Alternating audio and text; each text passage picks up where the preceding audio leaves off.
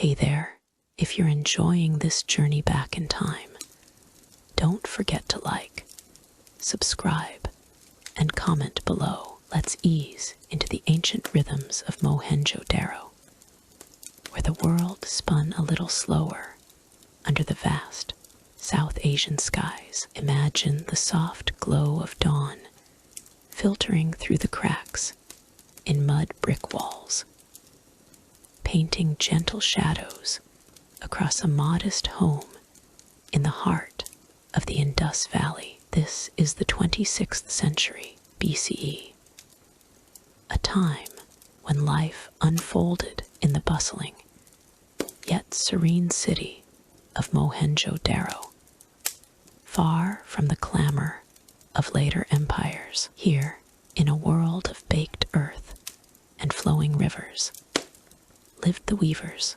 quiet artisans, whose hands wove the very fabric of society. Their days were a tapestry of simple routines, wrapped in the warmth of cotton tunics that brushed against sun-warmed skin. No grand palaces or priestly rituals disturbed their path. Instead, they moved to the steady clack of looms, a sound like distant rain on clay roofs, soothing and eternal. In these humble dwellings, crafted from sun-dried bricks stacked with careful precision, the weavers began their work. As the first light crept in, the air carried a faint dustiness, a whisper of fine threads and earth, mingling with the earthy scent of baked bread from nearby hearths. Picture a weaver, perhaps a man or woman in their middle years, seated on a low stool woven from river reeds, their tunic light as a summer breeze draped over their form, its edges frayed from daily wear, but still holding the crispness of fresh cotton. This cotton, grown along the fertile banks of the Indus River, was their canvas, a soft, breathable material that spoke of the valley's abundance. With deft fingers, they threaded the loom, a wooden frame braced against the wall, its warp strings taut like the strings of a forgotten lute. Each pull of the shuttle created a rhythmic clatter, not harsh, but comforting, like the heartbeat of the city itself, echoing through the narrow lanes outside. The weaver's life was one of quiet dedication, a dance between human ingenuity and the natural world. Archaeological whispers from Harappan seals reveal tools like terracotta spindles and whorls, small wonders unearthed from the ruins, suggesting looms that stood as tall as a person or folded neatly into corners. These seals, etched with intricate motifs of animals and abstract patterns, hint at the weaver's role in trade networks that stretched across ancient Asia. Imagine the weaver selecting fibers, perhaps dyed in subtle earth tones from crushed minerals, or plant extracts, ochre reds, and muted indigos that caught the light just so. The process was meditative, each thread aligned with precision, as if the weaver communed with the river's flow or the wind's whisper. The air grew warmer as the sun climbed, carrying the faint, woody aroma of the loom's wood, polished smooth by generations of use. Dust motes danced in the beams of light, tiny specks that settled on the weaver's hands, leaving a soft grit that reminded them of the earth's enduring presence. Trade was the weaver's silent partner, a gentle undercurrent in their days. In Mohenjo-Daro's organized grid of streets, wide enough for carts to pass.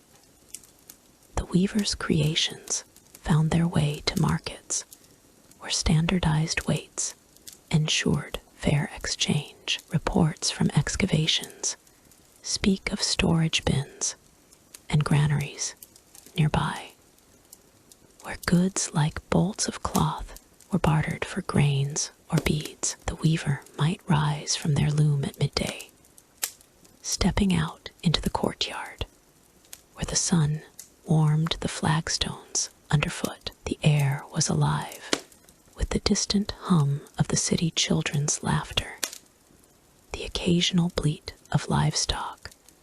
But for the weaver, it was the feel of fabric in their hands that mattered most. They folded their woven pieces with care, perhaps a tunic for a neighbor, or a length of cloth destined for distant traders along the river routes. These exchanges were peaceful, built on mutual trust, with no hint of strife to mar the calm. The mystery of it all lingers like a half-forgotten dream.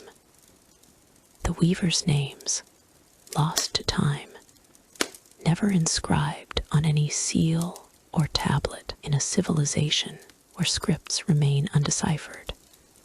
Their identities fade into the shadows, a subtle enigma that adds a layer of quiet wonder to their story. As the afternoon light softened, the weaver returned to their craft, the loom's rhythm resuming like a lullaby. Sensory details from archaeological findings paint a vivid picture. The slight resistance of the threads as they intertwined, the warm press of the shuttle against calloused palms, the faint rustle of cotton settling into place. Wit creeps in here.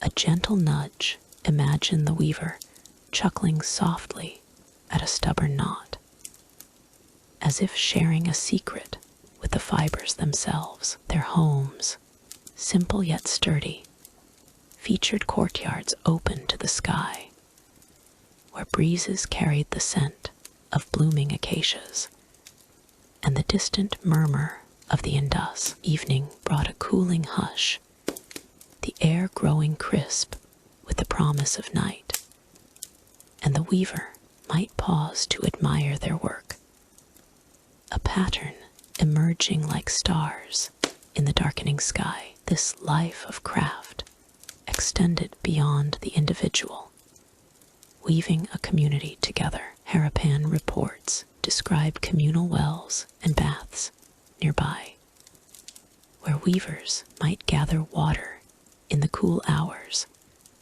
the splash of liquid echoing softly, yet their focus remained on the loom, where each piece told a story of skill passed down through unwritten traditions. The mystery deepens.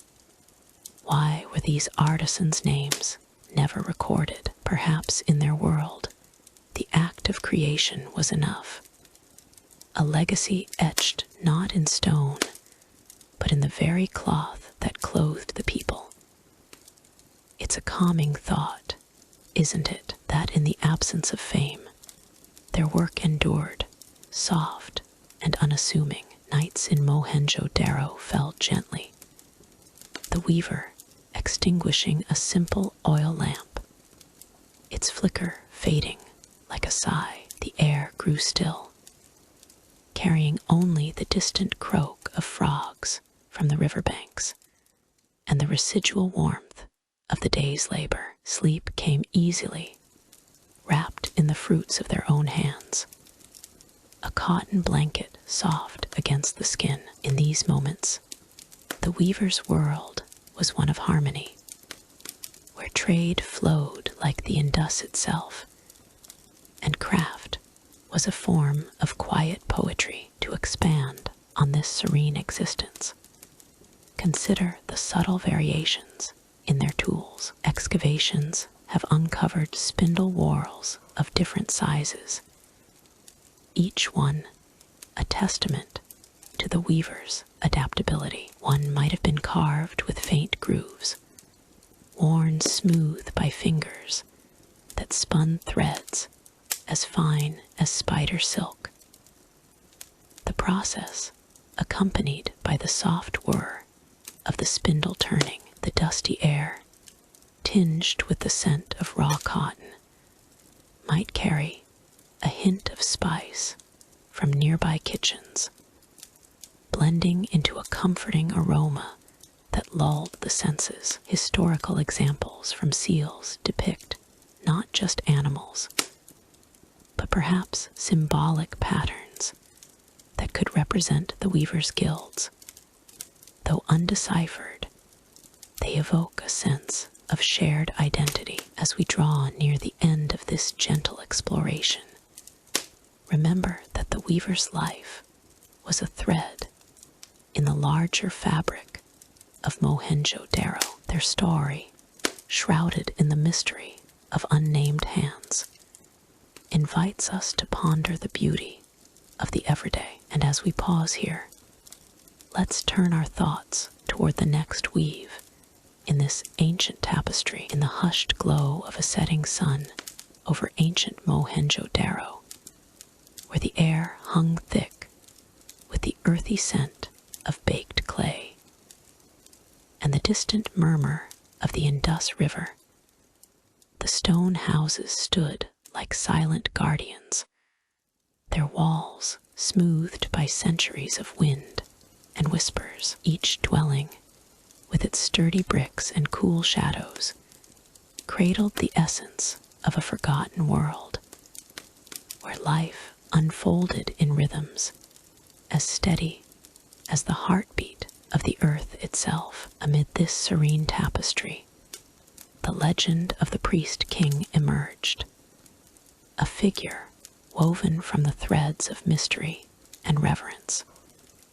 His presence, a gentle balm to the souls of those who dwelled in the city's embrace. He was often seen in the quiet courtyards, robed in garments adorned with intricate beads that caught the fading light. Their subtle clinks, a soft lullaby, echoing through the narrow lanes. The beads, polished to a gleam like drops of dew on morning grass, dangled from his shoulders and wrists, each one a tiny oracle whispering tales of distant trades and harmonious exchanges. In those moments, he oversaw the flow of goods with a poised grace, his eyes deep and knowing, much like the enigmatic eyes carved into the Harappan seals, surveying the baskets of lapis lazuli and carnelian that arrived from afar. The scent of clay vessels, freshly molded and fired in the communal kilns, mingled with the spicy aroma of cumin and sesame from the merchant stalls, creating a symphony of senses that soothed the mind and invited reflection. The priest king's symbolic role was one of quiet guardianship, a beacon of wisdom that guided the city's spirit without the weight of command. In the lore passed down through generations, he embodied the balance of the cosmos, his form drawn from the famed sculpture unearthed from the ruins, where he sits eternally in meditative poise. That artifact, with its finely chiseled features and the trefoil pattern etched into his robe, spoke of a deeper truth, a representation of harmony between human endeavor and the natural world. As he moved through the stone houses, his beaded robes swaying with each deliberate step, the faint rustle of fabric against stone evoked a sense of timeless peace, like the gentle lap of water against the riverbank at dawn. One could imagine him standing at the edge of a marketplace, where traders bartered under the shade of palm fronds, their voices a soft cadence that blended with the chirp of crickets, awakening in the twilight. The beads on his robe, each one a polished agate or carnelian bead, clicked ever so softly, a delicate percussion that mirrored the heartbeat of commerce. It was not mere oversight he provided, but a symbolic weave of prosperity, ensuring that every exchange fostered unity and abundance. The air carried the warm, resinous scent of myrrh from the traded goods, a fragrance that lingered like a comforting memory, wrapping around the senses and easing the day's labors into repose. Yet beneath this veneer of serenity lay the enduring mystery of his true identity, an enigma as elusive as the shadows dancing on the stone walls at dusk. Was he a mere priest, devoted to the rituals that honored the river and the rains, or something more ethereal, a bridge between the mortal realm and the divine? The Harapan sculptures, with their stylized precision, offered hints, but no certainties. His figure, often depicted with a serene expression and elaborate headdress, suggested a role beyond the ordinary, perhaps a custodian of ancient knowledge preserved in the city's granaries and seals. Some whispered that he was not one man, but an archetype, a collective spirit embodied in stone and bead, his identity shifting like the sands of the Indus Delta, with each retelling. In the cool interiors of the stone houses, where the floors were polished smooth and the air was tinged with the faint, musty aroma of stored grains, he would pause to contemplate the symbols etched into the walls' motifs of animals and plants that echoed the harmony he represented. The beads on his robe, cool to the touch and gleaming under the flicker of oil lamps, served as reminders of the interconnectedness of all things, their subtle clatter a soothing counterpoint to the silence of the night. One might hear, in the stillness, the distant call of a peacock echoing across the rooftops, its cry blending with the soft sigh of the wind, as if the world itself paused to acknowledge his presence. His legend grew from these simple observations, expanding into tales of how he oversaw the seasonal trades, ensuring that the caravans of bullock carts, laden with spices and metals, arrived without discord. The sensory details of those exchanges were vivid. The gritty texture of salt crystals underfoot, the warm embrace of sunlight on terracotta jars, and the metallic tang of bronze tools being inspected. Each element reinforced his role as a symbol of stability, a figure whose very existence promised that the cycles of life would continue unbroken. In the Harapan tradition, as seen in the seals and figurines, such symbols were not mere decorations, but vessels of meaning, and the priest king stood as their foremost exemplar. As the days turned, the mystery deepened, for no chronicle or inscription revealed his name or origin. Some speculated, in hushed tones that carried the scent of evening fires,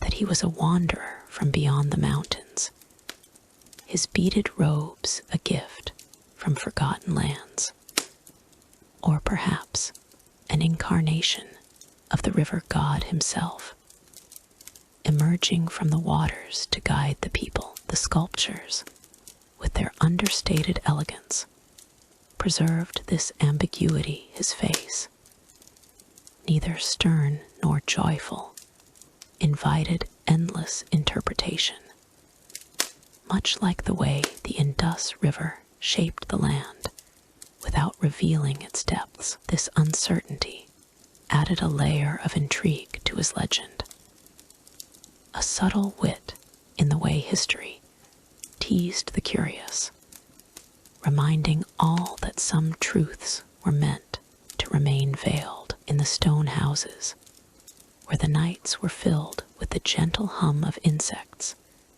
and the earthy perfume of damp soil, he became a fixture of dreams and stories. Children, lulled to sleep by the rhythmic clink of beads in tales told by elders, imagined him as a benevolent shadow, his presence a comfort against the unknowns of the world. The air, cool and still, carried the faint whisper of clay dust settling after the day's work, a sensory reminder of the enduring legacy he represented. His symbolic oversight extended to the very fabric of daily life, where even the simplest acts of trade echoed his principles of balance and foresight. Yet, for all his prominence, the priest-king remained an elusive figure,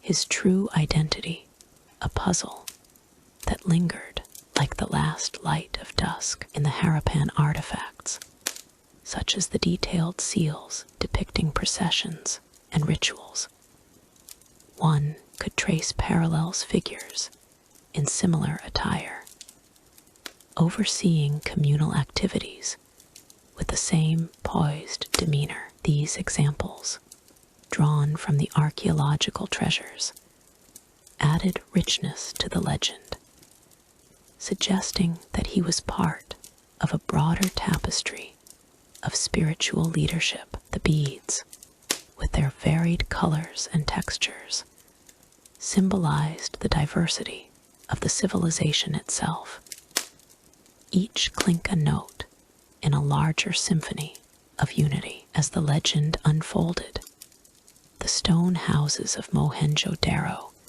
became sanctuaries of reflection, where the scent of jasmine creeping through the cracks mingled with the cooling clay to create an atmosphere of profound calm. He was not a ruler in the conventional sense, but a symbol of the city's soul, his beaded robes a testament to the artistry and ingenuity that defined the era. The mystery of his identity, far from unsettling, offered a gentle invitation to ponder the unseen forces that shaped human endeavors, a subtle wit in the grand design of history. In this way, the priest-king's story wove through the fabric of time, a soothing narrative that eased the mind into contemplation. And as the night deepened, with the stars twinkling like distant beads in the sky, one couldn't help but feel the pull toward what lay beyond, where other tales awaited in the shadows of the ancient world. In the quiet heart of the ancient Indus Valley, where the sun dipped low over the flat-roofed city of Mohenjo-Daro, a gentle rhythm unfolded in the workshops along the dusty streets. The air carried a soft whisper of clay and stone, mingling with the faint scent of baked earth, warmed by the day's fading light. Here, under the watchful gaze of the evening sky, scribes moved with deliberate grace, their simple tunics swaying like whispers in the breeze. These artisans, neither hurried nor harried etched symbols into seals.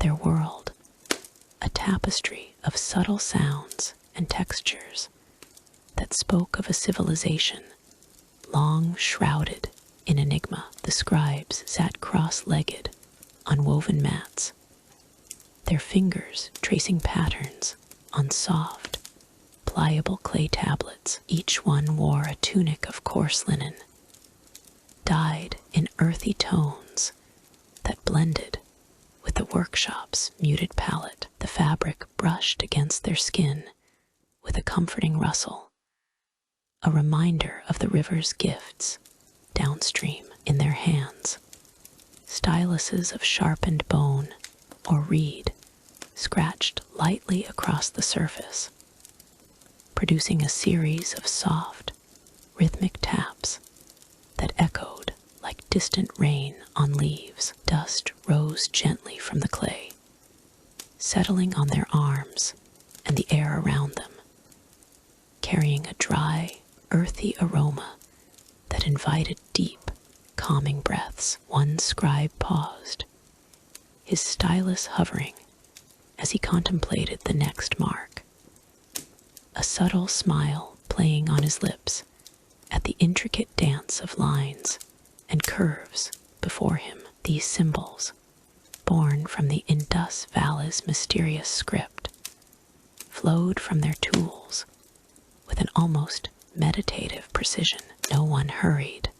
The work was a ritual, a quiet communion with the unseen forces that governed their world. The seals they inscribed were small wonders, oval or square, pressed from fine clay mixed with river sand that felt cool and grainy under their fingertips. As the stylus moved, it left behind faint grooves, each stroke a whisper of intent. The scratching sound was soothing, like the soft scrape of wind over dunes, accompanied by the occasional sigh of satisfaction when a seal emerged flawless. In these moments, the scribes might share a knowing glance, their subtle wit revealing itself in a murmured jest about a particularly stubborn curve, as if the script itself were a playful companion. Yet, beyond the workshop's serene walls, the script remained an unsolved riddle, a veil drawn over the thoughts of a people who thrived some 4,000 years ago. The excavations at Mohenjo-Daro, uncovered in the early 20th century by archaeologists like John Marshall, revealed thousands of these inscriptions, etched on seals, pottery shards, and even copper plates. But their meanings eluded capture, lingering like shadows at dusk. The scribes, in their daily toil, were custodians of this enigma, inscribing symbols that might have recorded trade goods, rituals, or names, perhaps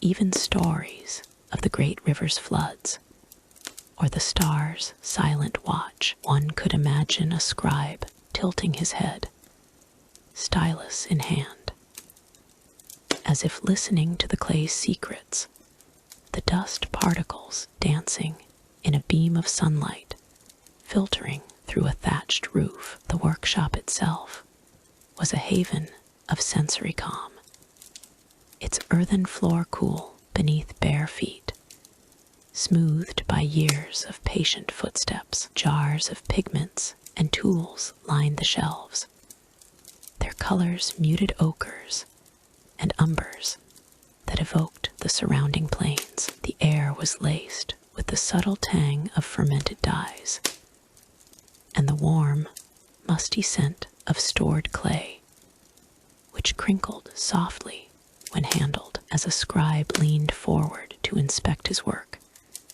the stylus's tip grazed the seal with a delicate scrape, releasing a faint puff of dust that settled like a fine mist. In these quiet hours, the world outside faded.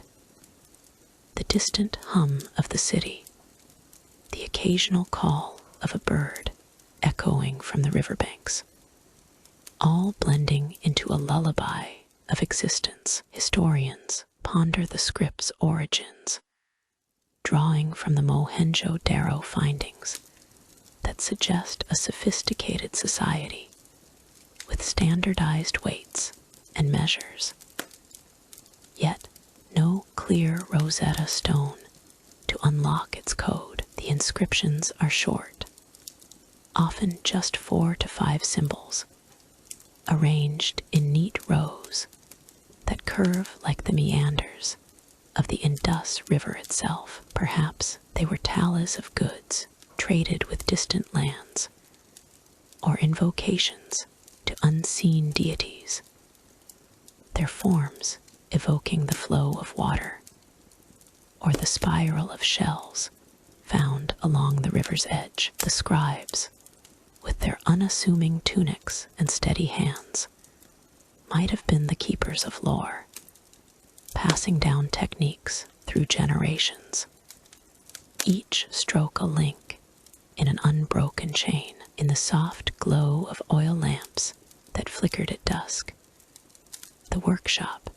transformed into a realm of gentle shadows. The lamp's wicks, made from twisted fibers, burned with a steady flame, casting a warm light that danced across the scribes' faces and illuminated the seal's intricate details. The scent of the oil, derived from pressed seeds, added a nutty undertone to the air, mingling with the clay's earthy notes. One scribe might run his fingers over a finished seal, feeling the raised edges where the stylus had pressed deep, a tactile echo of the symbol's mystery. It was here, in these moments, that the undeciphered script took on a life of its own, a silent narrative woven into the fabric of daily life. The mystery deepened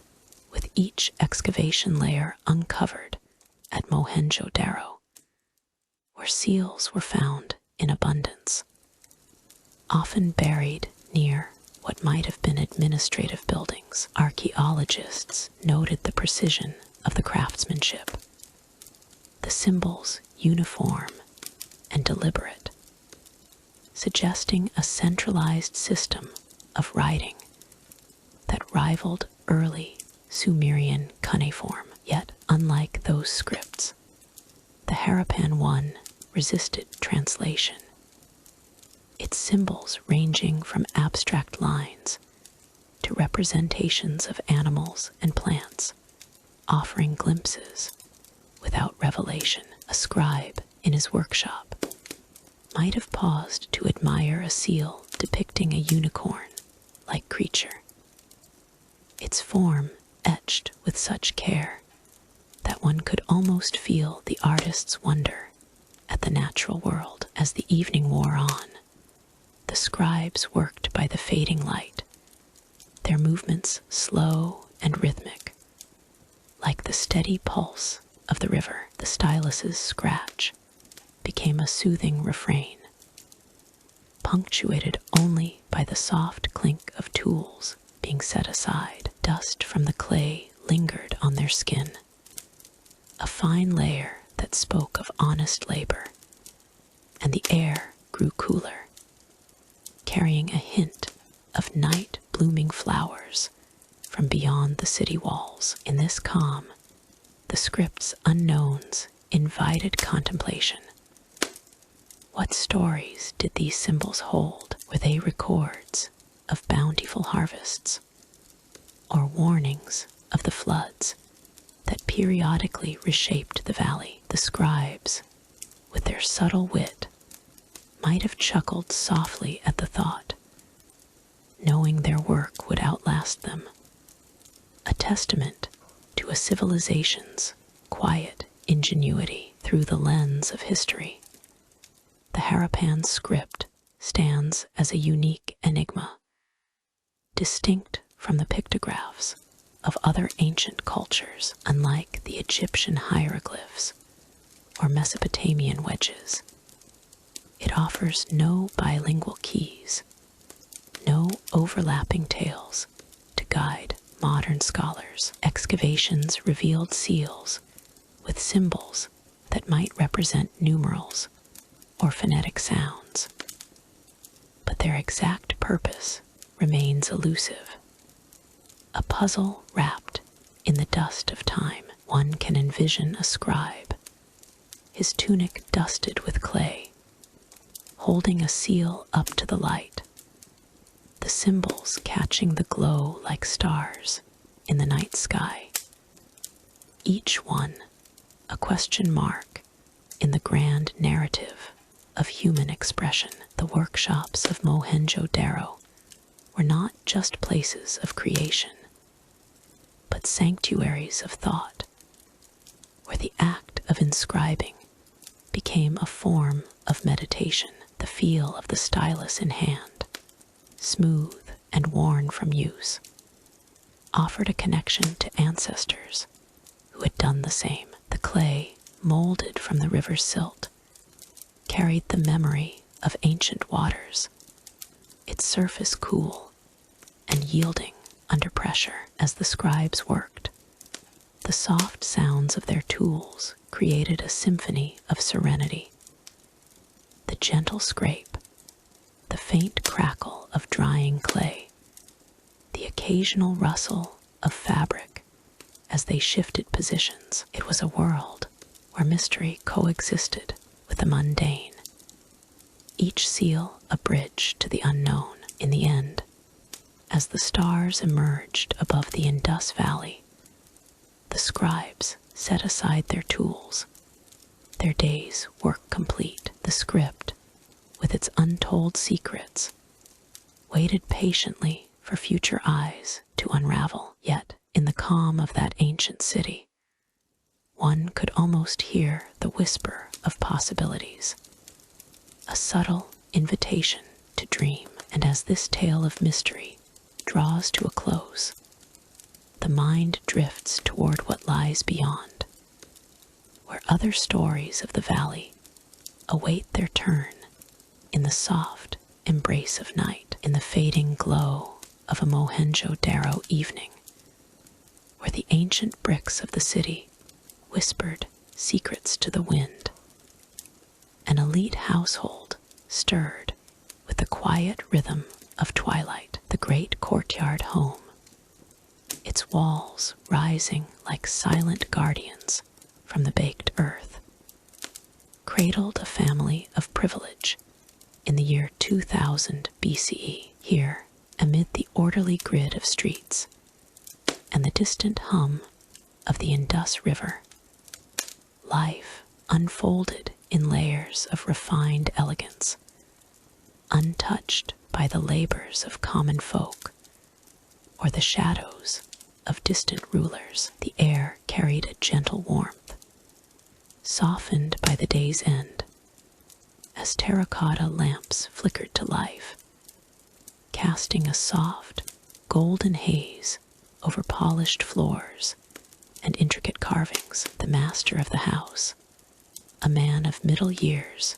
with a dignified bearing, donned a robe of fine cotton, woven so smoothly it seemed to flow like water over his skin. His wife, equally poised, adjusted her own garment, the fabric light as a sigh against the cooling air. These elites, descendants of traders and artisans who had risen through generations of commerce, moved with a grace born of certainty. Their home, a sprawling structure of mud, brick, and timber, boasted rooms arranged around the central courtyard, a haven of privacy and splendor. No weaver's looms cluttered the space.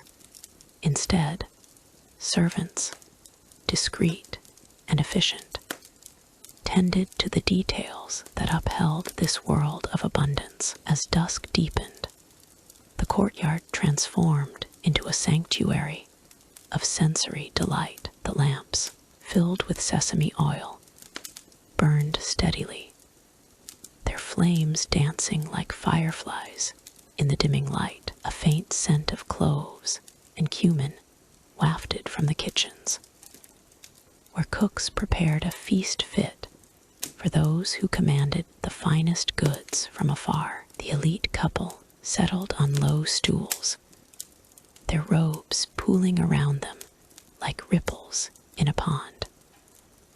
As platters of food arrived on trays of burnished copper, barley flatbreads, still warm from the griddle, were arranged beside bowls of lentils simmered with garlic and turmeric, their aromas mingling with the earthier notes of roasted dates and fresh river fish. Each bite was a testament to the opulence that defined their existence, a life where scarcity was but a forgotten tale. In this haven, the day's transactions lingered in conversation, spoken in the measured tones of those who dealt in lapis lazuli and carnelian beads. The master might recount a barter with distant merchants, his words laced with a subtle wit, like the way he compared a shrewd negotiation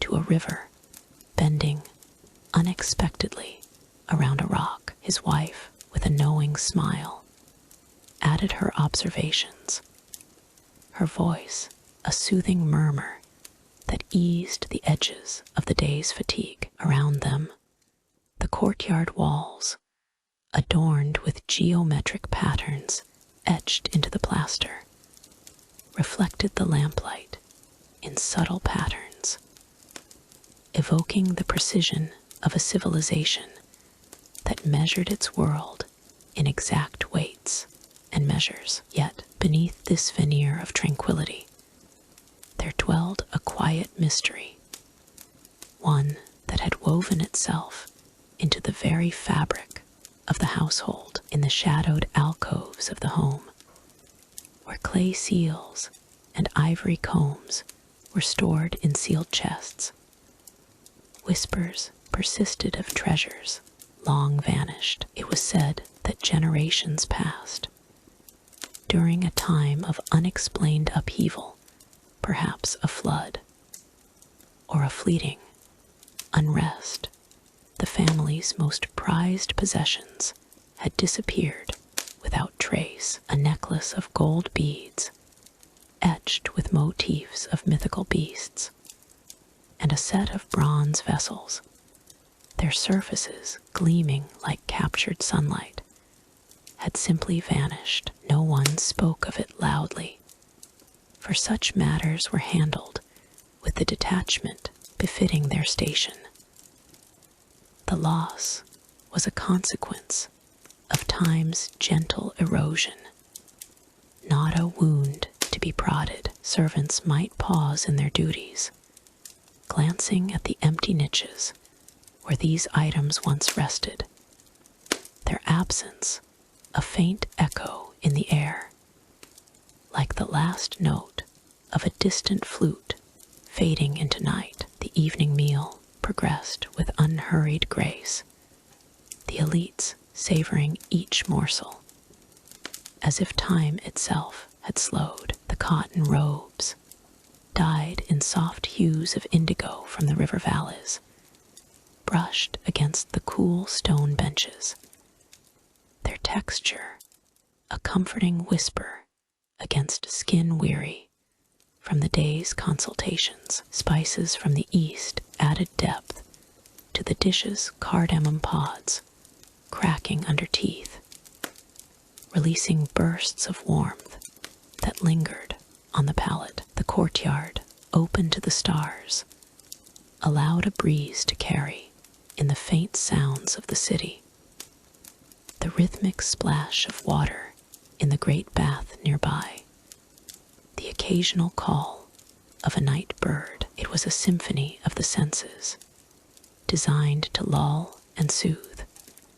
where even the simplest act, like pouring water from a clay jug, became a ritual of elegance. As the meal drew to a close, the family retreated to their private chambers, where beds of woven reeds awaited, covered in layers of soft woolen blankets traded from the hills. Here, in the quiet hours, the mystery of the lost treasures surfaced like a dream half remembered. Perhaps it was the work of clever thieves who melted into the crowds.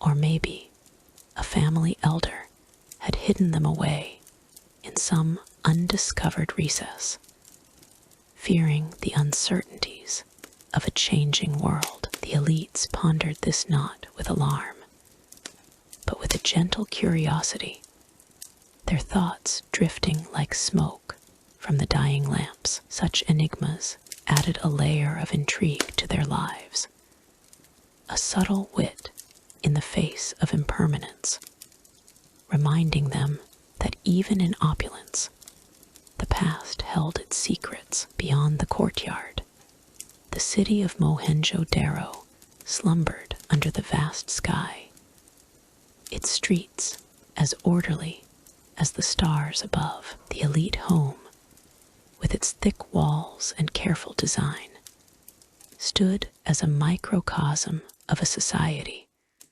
that thrived on harmony and foresight. Excavations in later ages would reveal the sophistication of these dwellings' drainage systems that channeled away the rains with quiet efficiency, and storage bins filled with grains that spoke of abundance. Yet, in this moment, the family knew only the comfort of their surroundings.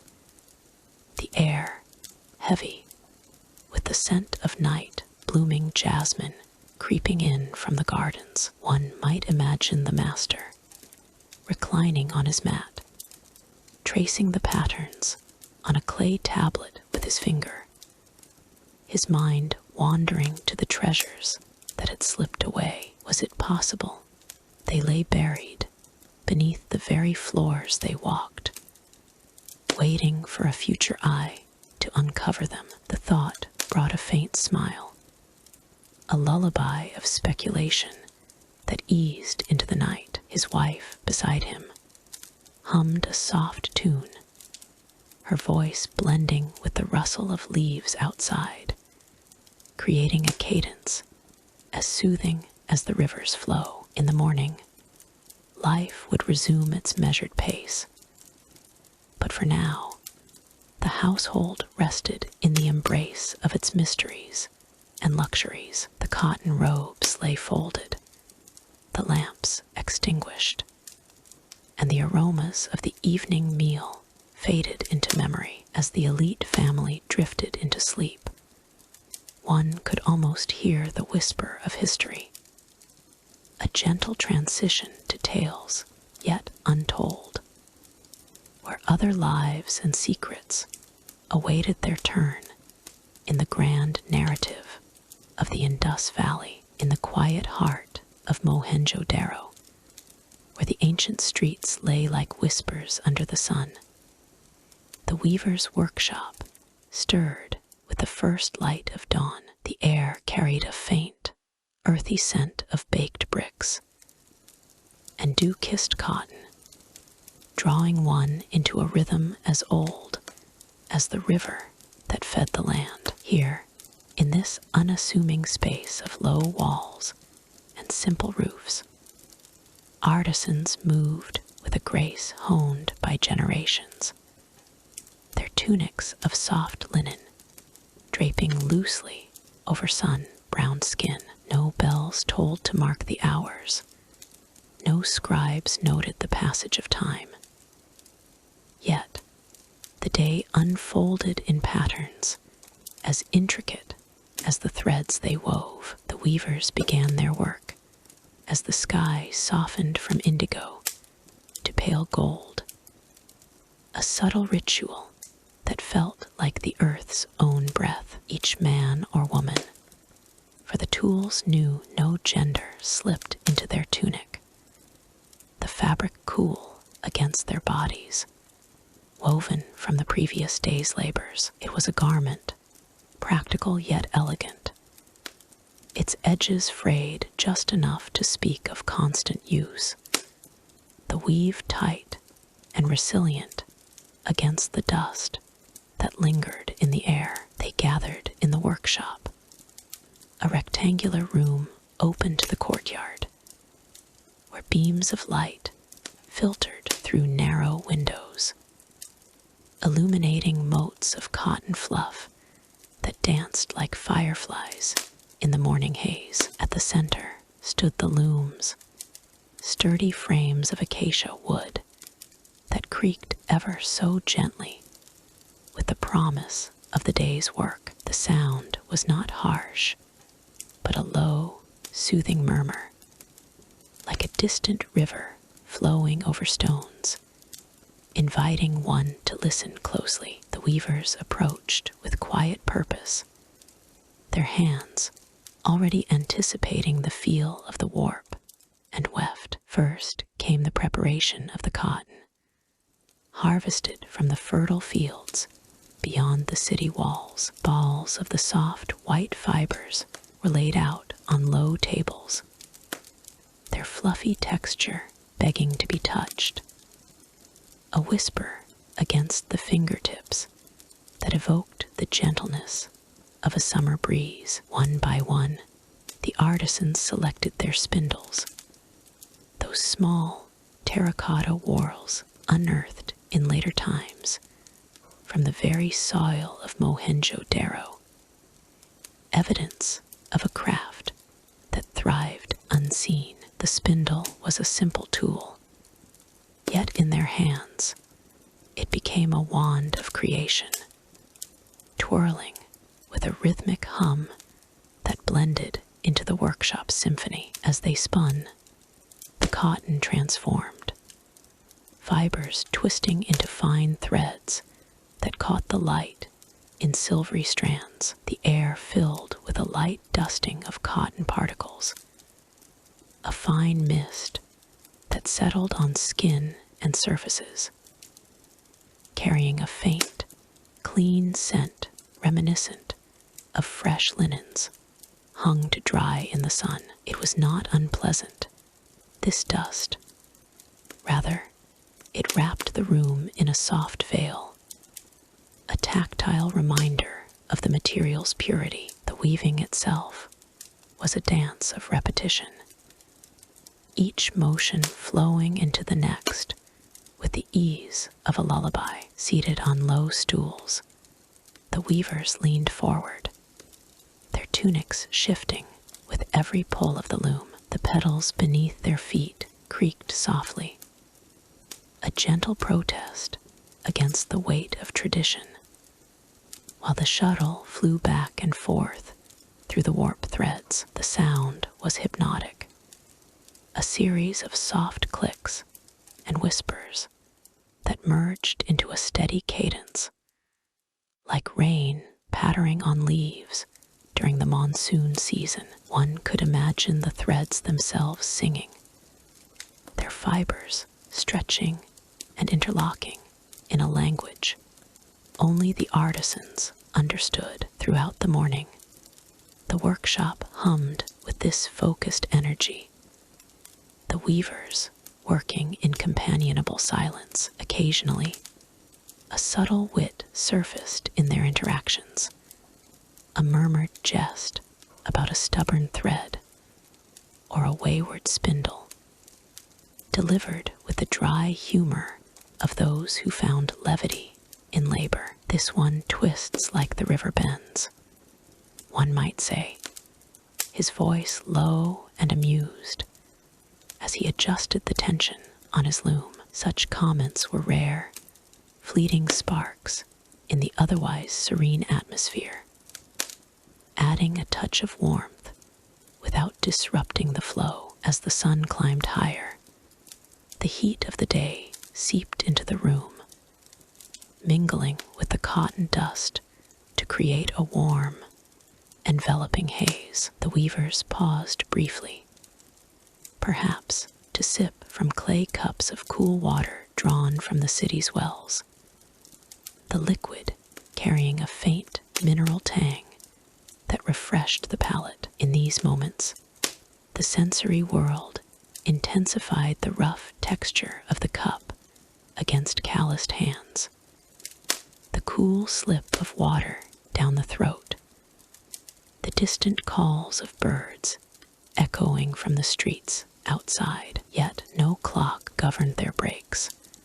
The rhythm was internal, dictated by the light and the body's needs, a mystery that lingers in the annals of history. For in Mohenjo-daro, the schedules of these artisans remain shrouded in that very enigma, the unrecorded passage of their days, a gentle puzzle for modern minds to ponder. No tablets or seals detail when the looms first stirred, or when they fell silent, leaving us to wonder at the invisible threads of time. Perhaps they wove by the sun's arc, rising with its ascent and resting as shadows lengthened.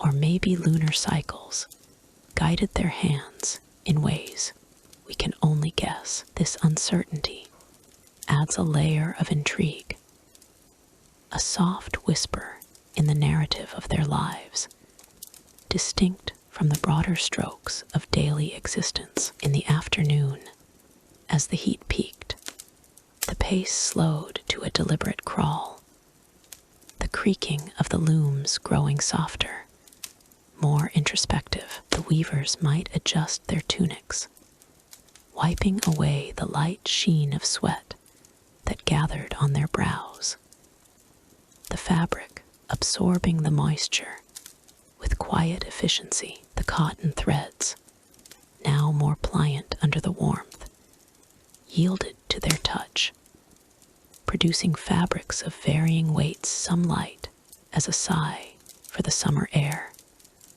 others denser for the cooler nights. Historical finds, like the fragments of cloth discovered in the ruins, speak to this mastery, revealing dyes from local plants that lent hues of earthy reds and soft indigos to the weaves. One can almost feel the satisfaction in their fingers as they examined each completed piece, the smooth glide of the fabric under their palms, a testament to their skill. As evening approached, the workshop dimmed with the fading light, the air cooling and carrying the faint aroma of evening meals from nearby homes. The weavers wound down their routines, carefully storing spindles and threads, their movements as methodical as the day's beginning. The looms stood silent now, their creaks a memory echoing in the quiet, while the cotton dust settled like a blanket over the space. In these final hours, a subtle wit might resurface, a weaver remarking on the day's yield with a knowing smile, enough to clothe the stars, if they but asked. Yet, even as the routine drew to a close, the mystery of their uncharted schedules lingered, a soothing enigma that invites reflection. How did they measure the ebb and flow of their labor without the markers we rely on today? It is a question that floats like the cotton motes in the air, unresolved and serene, connecting us to their world in a way that transcends time. And so, as the stars began to prick the night sky over Mohenjo-daro, the weavers dispersed into the city's shadows, their days work a seamless thread in the fabric of history. One might pause to imagine what follows, the stories of other lives unfolding in the ancient streets, drawing us gently toward the next whisper of the past. In the hushed dawn of the Indus Valley, where the great river wound its ancient path through fertile plains, a group of weavers moved with the quiet rhythm of the world awakening, clad in simple tunics of woven linen.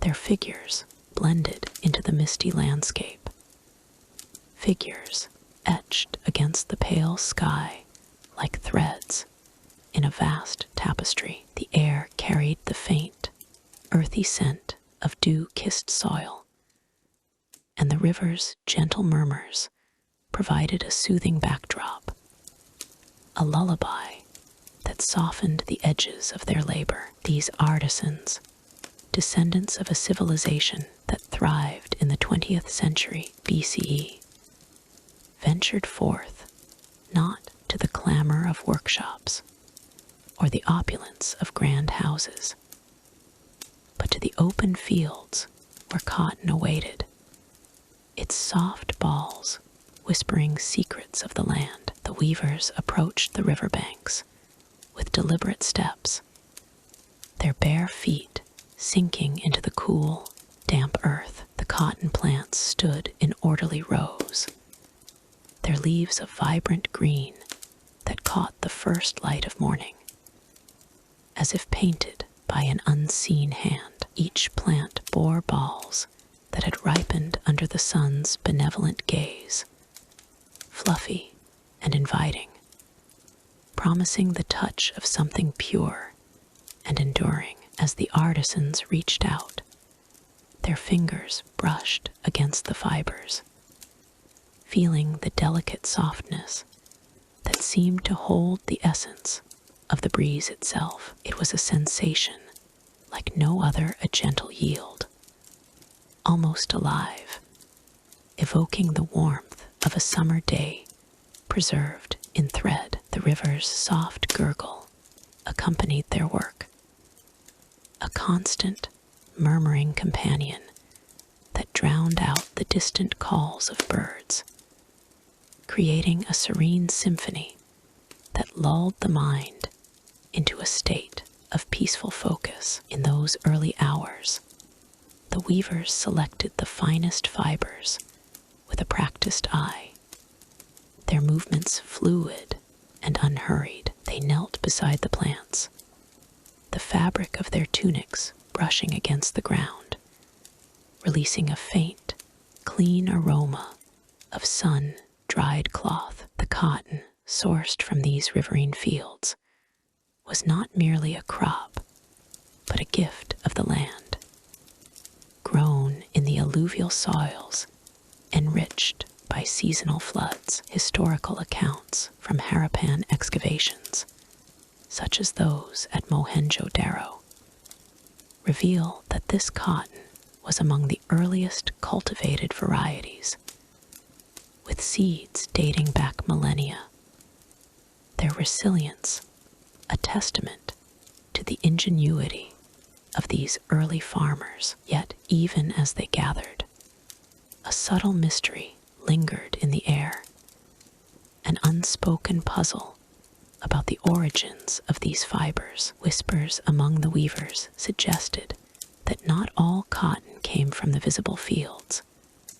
Some spoke of unrecorded sources, hidden groves, or distant valleys where wild strains flourished, untouched by human hands. As the sun climbed higher, casting a golden hue over the scene, the weavers continued their task, their breaths steady and deep, in harmony with the environment. The fibers slipped easily into their baskets, each one soft as a cloud's edge, carrying with it the faint, sweet tang of the river's waters. One might imagine a clever twist in their routine, a weaver pausing to chuckle softly at how the cotton seemed to choose its gatherers, as if the plants themselves decided who was worthy of their bounty. It was a light-hearted notion,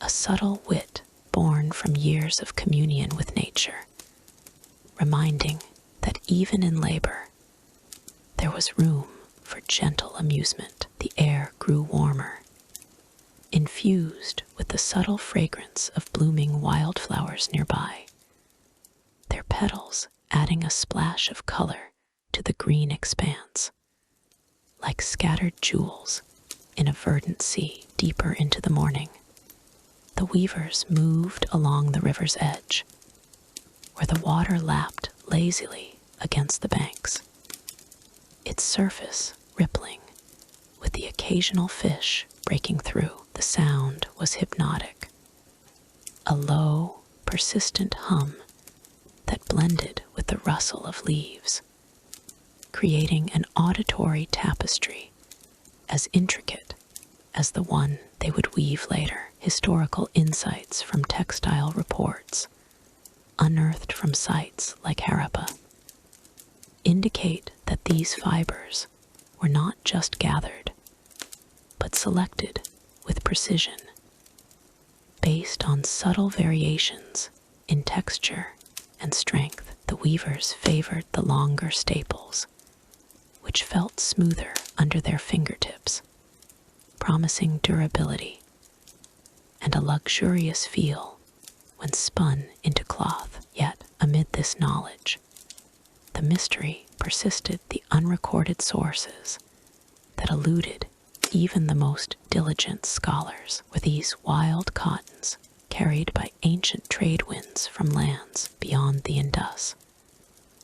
Or did they spring from forgotten pockets of the valley, nurtured in secrecy by the river's embrace? One weaver, perhaps a bit more contemplative than the others, might have paused to trace the path of a drifting leaf on the water, pondering the enigma. In a detached tone, one could note how such mysteries added a layer of intrigue to their work, without delving into the grimmer uncertainties of lost knowledge or vanished routes. The cotton they harvested spoke of continuity, its soft fibers a bridge between past and present. Even as questions lingered about how such abundance was sustained, the weavers' tunics, simple and unadorned, swayed with their motions, the fabric whispering against their skin, a reminder of the cycle they perpetuated. As midday approached, the heat softened into a comfortable warmth, the sun's rays filtering through the leaves to dapple the ground in patterns that danced like playful shadows. The artisans worked in companionable silence, their hands moving with an almost meditative grace. The cotton balls yielding their treasures, one by one. Sensory details abounded, the cool touch of a stray breeze carrying the river's moisture, the faint crunch of stems underfoot, the visual splendor of the fields stretching toward the horizon. From Harappan textile analyses, we know that this cotton was often of exceptional quality, with fibers that could be spun into fine yarns, hinting at advanced agricultural practices that remain a marvel. Yet the unrecorded sources added a poetic veil. Perhaps these were fields tended by seasonal nomads, or wild variants that adapted to the river's floods, their locations lost to time's gentle erosion. In the quiet interludes, a subtle wit emerged in the weaver's thoughts, as one might jest inwardly about how the cotton seemed to hide its true origins. Much like a river concealing its depths, the mystery, while intriguing, was not a source of distress, but a comforting enigma. Wrapped in the calming routine of their day, the river's murmurs grew louder as the wind picked up, carrying with it the scent of distant rains, a promise of renewal that kept their spirits light. Each fiber gathered was a story in itself, soft and resilient, embodying the valley's enduring spirit. By afternoon, as the sun began its slow descent, the weavers' baskets brimmed with the day's harvest, the cotton piled high like fluffy clouds brought to earth. They paused occasionally to rest, sitting by the river's edge, where the water's cool spray misted their faces, offering a refreshing respite. The historical context from excavated sites underscores the importance of these sourcing practices, with evidence of cotton seeds and tools suggesting a sophisticated understanding of cultivation. Still, the unrecorded aspects lingered, a subtle puzzle that invited reflection rather than resolution. One could expand on this with the sensory memory of the fiber's warmth, or the way the light played off their surfaces, evoking the soft glow of evening. As the day waned, the weavers gathered their bounty, their tunics now lightly dusted with cotton flecks, as if kissed by the plants themselves. The river's song softened, blending with the emerging chorus of crickets, a natural transition that signaled the end of their task. In this moment, the mystery of the unrecorded sources felt like a gentle secret shared between the land and its people, a wit in the way nature guarded its stories. With their work complete, they turned toward the horizon, where the path led onward, hinting at the threads that would connect to future endeavors. Perhaps the intricate patterns waiting to be woven in days to come. In the hushed glow of a Mohenjo-Daro dawn, where the ancient city's baked brick streets whispered secrets to the rising sun, the weavers gathered in their modest chambers. Soft light filtered through woven mats hung over doorways, casting gentle shadows on the earthen floors. Here, in the 20th century, before the Common Era, artisans clad in simple tunics of undyed cotton moved with a rhythm as old as the Indus River itself. Their hands, calloused yet graceful, danced over looms that hummed like distant lullabies, each clack and creak a note in the symphony of creation. The air carried the faint, earthy scent of freshly spun fibers,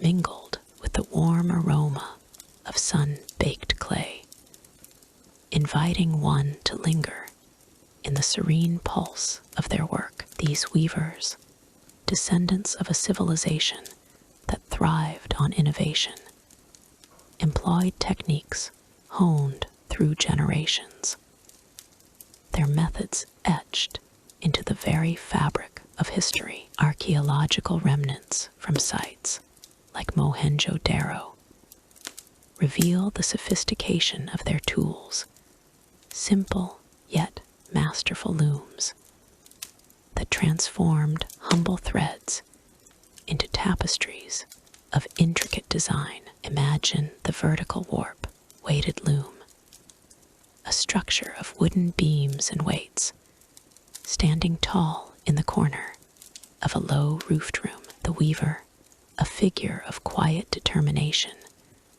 would first prepare the warp threads, stretching them taut across the frame with the precision of a stargazer aligning the heavens. Each thread was anchored at the top, held in place by clay or stone weights that dangled like forgotten pendants, their gentle sway creating a soft, rhythmic clatter that echoed through the space. As the artisan worked, the weft shuttle glided through the warp with effortless grace, a sliver of bone or wood carrying the cross threads in a dance of push and pull. This back and forth motion, accompanied by the subtle whir of the heddle, a simple rod that lifted alternate warps to create the shed, allowed for the weaving of complex patterns. The weavers of Mohenjo-Daro favored geometric motifs, inspired by the river's meanders and the stars above, their designs emerging from the interplay of colors and textures, subtle hues of natural dyes derived from local plants like indigo and madder, infused the cloth with a depth that seemed to capture the essence of the landscape. One might picture the weaver pausing to adjust a thread, the fabric beneath their fingers cool and smooth, its surface whispering against their skin like a breeze over the riverbanks. The technique of tabby weaving, evident in the fragments unearthed by modern excavators, formed the foundation of their artistry. In this method, the weft passed over and under the warp in a simple alternation, creating a plain yet sturdy weave that could be elaborated upon. But the weavers did not stop there. They layered in twill variations, where the weft skipped threads to produce a diagonal pattern, adding strength and a subtle sheen to the cloth. These innovations, inferred from the terracotta seals and spindle whorls found in the ruins, spoke of a people who understood the language of materials. The spindle, a humble tool of wood or bone, spun fibers into yarn with a whirl that sang softly in the air, its motion as hypnotic as the river's flow. Each twist and turn required a steady hand, the weaver's breath steady and measured, as if syncing with the heartbeat of the city. Yet amidst this tranquility, there lingered a mystery that wove itself into the very threads of their legacy, the enigma of lost loom designs. Artifacts from Mohenjo-Daro, such as the intricate seals depicting figures at work, hint at techniques that have faded into the sands of time. Scholars pore over these relics, piecing together clues from the faint impressions on clay tablets and the remnants of woven fabrics preserved in the dry earth. One such design, perhaps a variant of the ground loom, allowed for larger scale weaving, where the warp was stretched horizontally on the ground and weighted at the ends. The weaver would kneel or sit beside it, passing the weft with a tool that left no trace but the beauty it created. This method, speculated from the alignment of artifacts in excavation sites, might have enabled the production of elaborate shawls and garments adorned with motifs that echoed the sacred animals of their world, bulls and elephants rendered in thread as if alive. The sensory world of the weaver was rich and enveloping, a gentle cocoon of textures and sounds that invited reflection. The clacking of the loom's parts, a soft percussion like rain on leaves, blended with the faint rustle of cotton fibers brushing against one another. In the air, the clean, slightly musty scent of the fibers mingled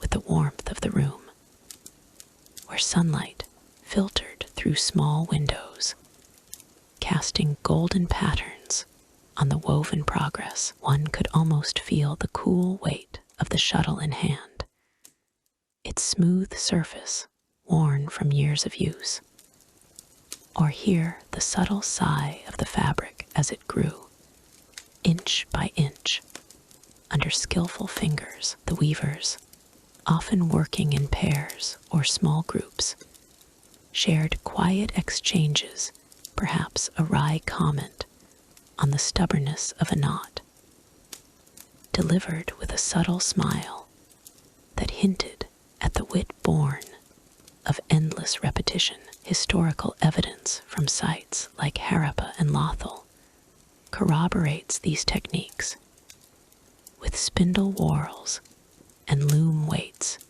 discovered in domestic contexts, suggesting that weaving was a communal art. The weavers' tunics, loose and practical, swayed gently as they leaned into their work, the fabric they created mirroring the very clothes they wore. In one excavated house, fragments of cloth revealed a mastery of weft-faced weaving, where the weft dominated the surface to create bold patterns, a technique that must have required immense patience and an eye for detail. This attention to craft, preserved in the archaeological record, paints a picture of a society where every thread told a story, each pattern a whisper from the past. As the day wore on,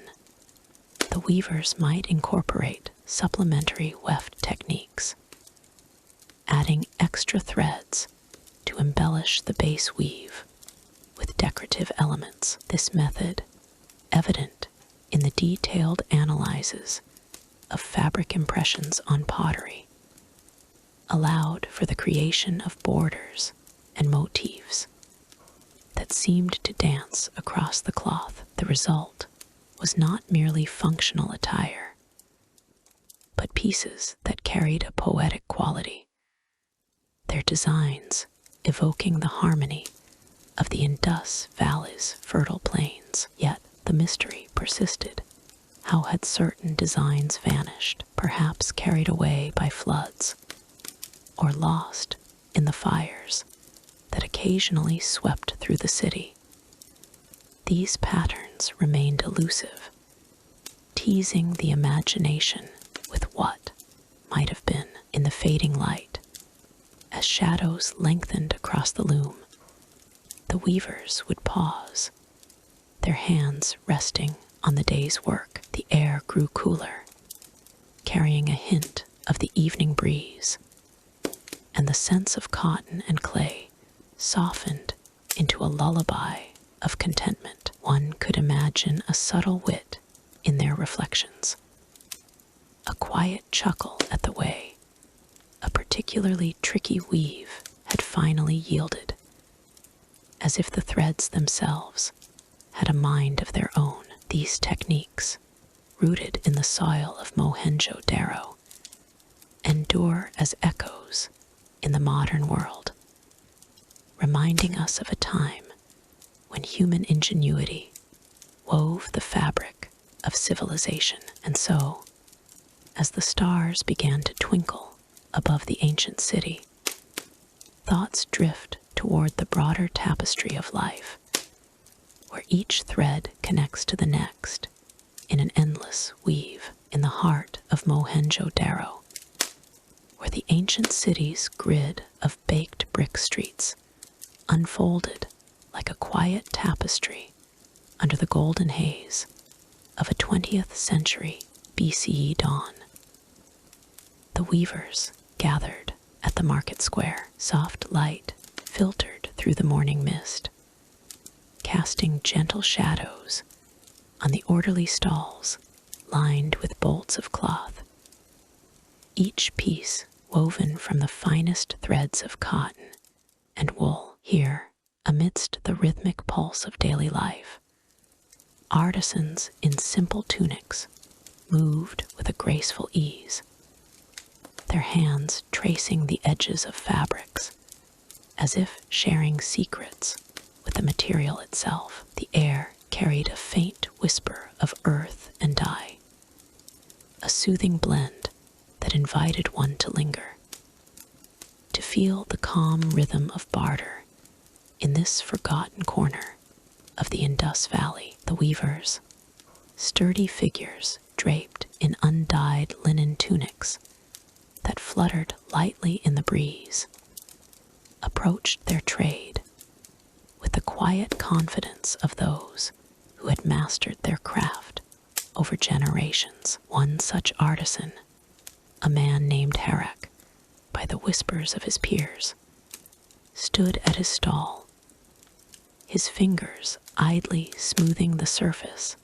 of a deep indigo cloth. The fabric rustled softly, like the sigh of a distant river, as he unfurled it for a potential trader. Around him, the market hummed with a gentle buzz, voices blending into a lullaby of negotiation, soft murmurs of "what will you offer for this weave?"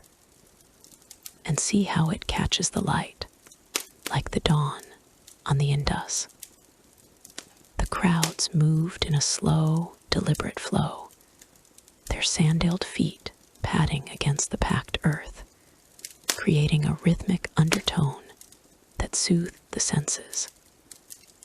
Sensory details abounded in this serene exchange. The scent of freshly dyed threads mingled with the earthy aroma of cumin and barley from nearby stalls, creating a warm, enveloping fragrance that wrapped around visitors like a well-worn shawl. Harak's cloth, dyed with indigo from distant hills, carried a subtle, woody tang, a reminder of the long journeys the materials had undertaken. As he bartered, the fabric's texture invited touch smooth and cool under the fingers, with a slight give that spoke of careful weaving. A woman from a neighboring village approached, her eyes lingering on the cloth's intricate patterns, inspired perhaps by the motifs on Harapan seals that depicted mythical creatures and sacred symbols. These seals, small and etched with precision, were often exchanged as tokens of trust in trades, their impressions pressed into soft clay to seal agreements without the need for written words. In this era, barter was an art form, a dance of gestures and subtle nods rather than harsh haggling. Harak exchanged glances with the woman, his expression carrying a hint of wry amusement, as if to say, "Ah, but you know the value of fine work." She offered a basket of dates in return, their sweet, sticky scent rising as she lifted the lid. The weavers of Mohenjo-Daro prized such exchanges, for they wove not just cloth, but stories into their fabric's patterns that echoed the seal's depictions of animals like the humped bull or the unicorn-like creature, symbols of prosperity and fertility. These motifs, drawn from the seals unearthed in later times, suggested a world where trade flowed like the river nearby, unseen and unlogged, yet profoundly interconnected. As the sun climbed higher, casting a warm glow over the square, the market's energy swelled with a calming cadence. Children darted between the stalls, their laughter a soft chime against the backdrop of adult conversations, while elders sat on low benches, observing with knowing eyes. The weavers' tunics, simple and unadorned, whispered against their skin as they moved, fabric's gentle rustle, blending with the distant call of birds overhead. One could almost feel the weight of history in the air. A subtle mystery woven into the very fabric of daily life. For in Mohenjo-daro, trade logs were never recorded. No scribes etched transactions onto tablets, as in other ancient lands. Instead, agreements dissolved into the ether, remembered only in the minds of those involved, like fleeting dreams that left no trace. This enigma, the unrecorded nature of their barters, added a layer of quiet intrigue, a subtle wit to the proceedings. How could such a bustling system thrive without paper trails, relying solely on honor and memory? Harek, with his practiced eye, accepted the dates and offered the cloth, his movements deliberate and fluid. The woman wrapped the fabric around her arm, feeling its cool embrace, and nodded in silent accord. Around them, other weavers engaged in similar dances. One traded a length of striped wool for a string of beads, each bead's smooth surface catching the light like tiny stars. The beads, perhaps sourced from afar, carried the faint scent of salt from the sea, evoking images of distant ports where Harappan traders once ventured. Sensory richness defined these moments, the soft thud of goods exchanged, the warm press of hands in agreement, the visual tapestry of colors that painted the market in hues of earth and sky. A gentle breeze carried the sound of fabric being unfurled, a whispering sigh that seemed to lull the crowd into a state of peaceful contentment. Yet beneath this calm surface lay the mystery of the unrecorded logs, a puzzle that modern eyes might find amusing in its simplicity. How did these artisans track their gains and losses without ledgers? Perhaps through the seals themselves, those small clay tokens stamped with symbols of animals and plants, serving as portable records, etched not in words, but in iconography. A seal depicting a zebu bull might represent a successful trade, its image a mnemonic for the weaver to recall deals past. This method, so elegantly understated, hinted at a society where trust wove the social fabric tighter than any thread. As Harak pocketed a seal from the woman, its cool surface pressing against his palm, he might have shared a knowing smile, as if to jest at the folly of future generations who would seek written proofs for what was so plainly evident in the exchange. The market continued its serene ballet throughout the day, with weavers moving from stall to stall, their tunics swaying like reeds in a gentle stream. The air grew warmer, carrying the scent of midday meals flatbreads baking on clay hearths, their yeasty aroma mingling with the ever-present thread of dyes. Sounds softened as the sun peaked. The low hum of voices, the occasional clink of pottery, the rustle of cloth being inspected. One weaver, a woman with silver threads in her hair, bartered a finely woven shawl for a pouch of spices, her fingers tracing the shawl's edges with the care of a storyteller recounting tales. The spices released a spicy, invigorating scent as she opened the pouch, a sensory delight that made the trade feel like a gift from the earth itself. In these interactions, historical echoes surfaced through the seal's designs, which scholars later linked to trade networks stretching to Mesopotamia and beyond. A seal with a ship motif might have signaled goods from afar,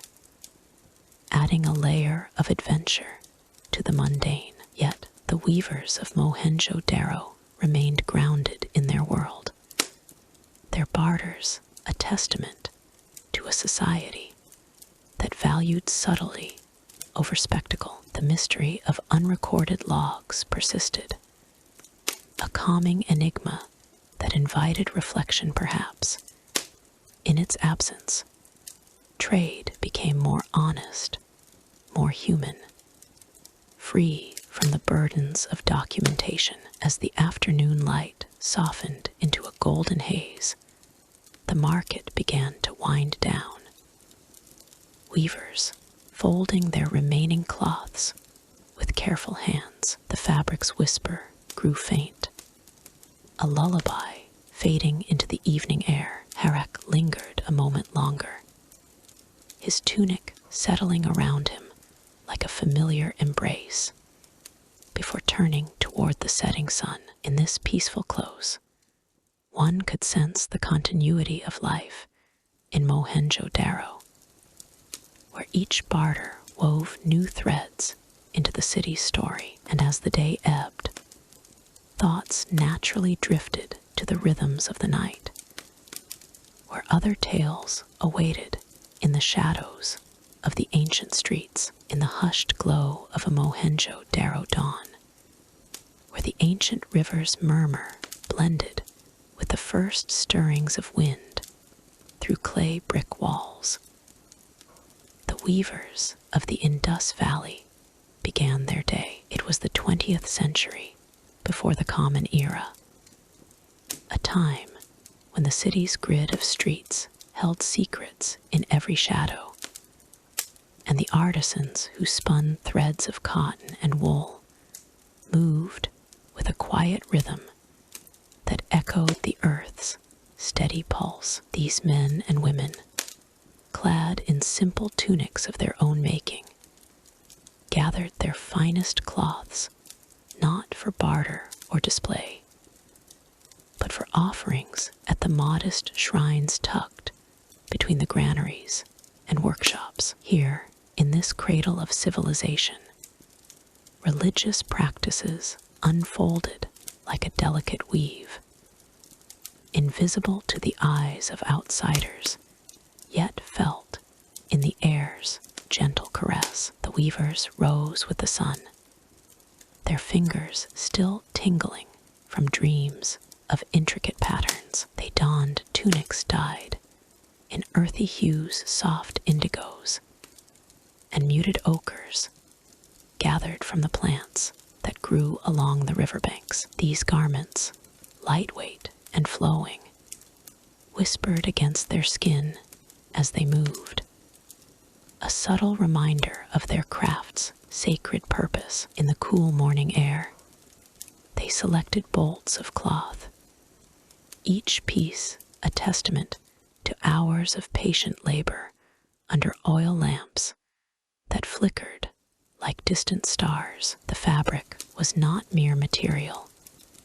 It was a vessel for devotion, imbued with the essence of the weaver's world. They carried these offerings in woven baskets, their steps light on the baked earth paths, avoiding the wider avenues where the city's life pulsed more vigorously. As they approached the shrines, small alcoves carved into the city walls, or simple platforms adorned with river stones, the air grew thick with the scent of incense. Wisps of smoke rose from clay burners, curling lazily like the threads on a loom, carrying hints of sandalwood and myrrh that lingered on the breeze. The weavers paused, their breaths synchronizing with the soft chants that emanated from within.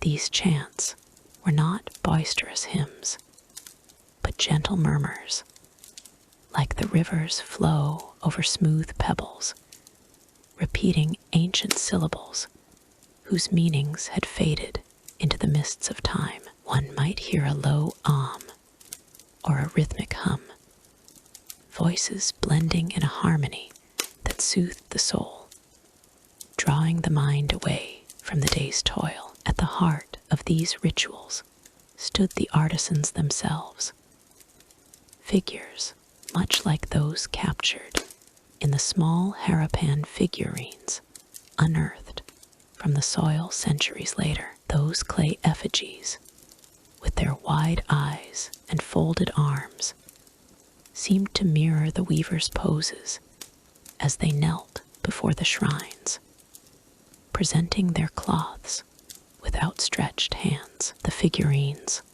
often depicted in similar tunics, suggested a reverence for the divine that was as everyday as breathing. In this moment, a weaver might drape a finely woven shawl over a stone idol, its surface etched with faint symbols that hinted at fertility and renewal. The cloth settled like a whisper, its threads catching the light of the rising sun, casting a warm glow that danced across the weaver's face. There was a subtle wit in this act, a quiet acknowledgement that their labor, so humble in the eyes of the world, could touch the eternal. The rituals themselves were simple yet profound, unfolding in a sequence known only through the faint echoes of tradition.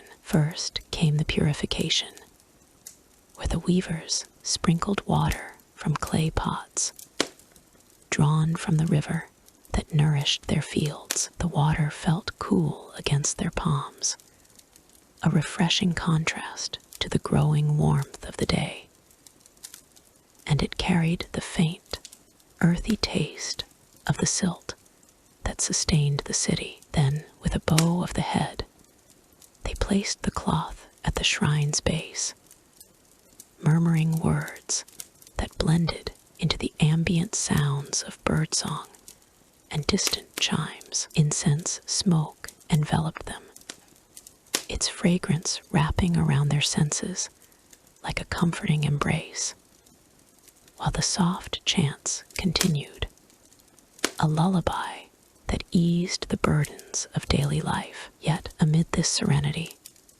there lingered the mystery of unwritten rituals, a veil that time had drawn over the practices of these ancient people. Unlike the grand inscriptions of later civilizations, the Harapans left no scrolls or tablets to detail their devotions.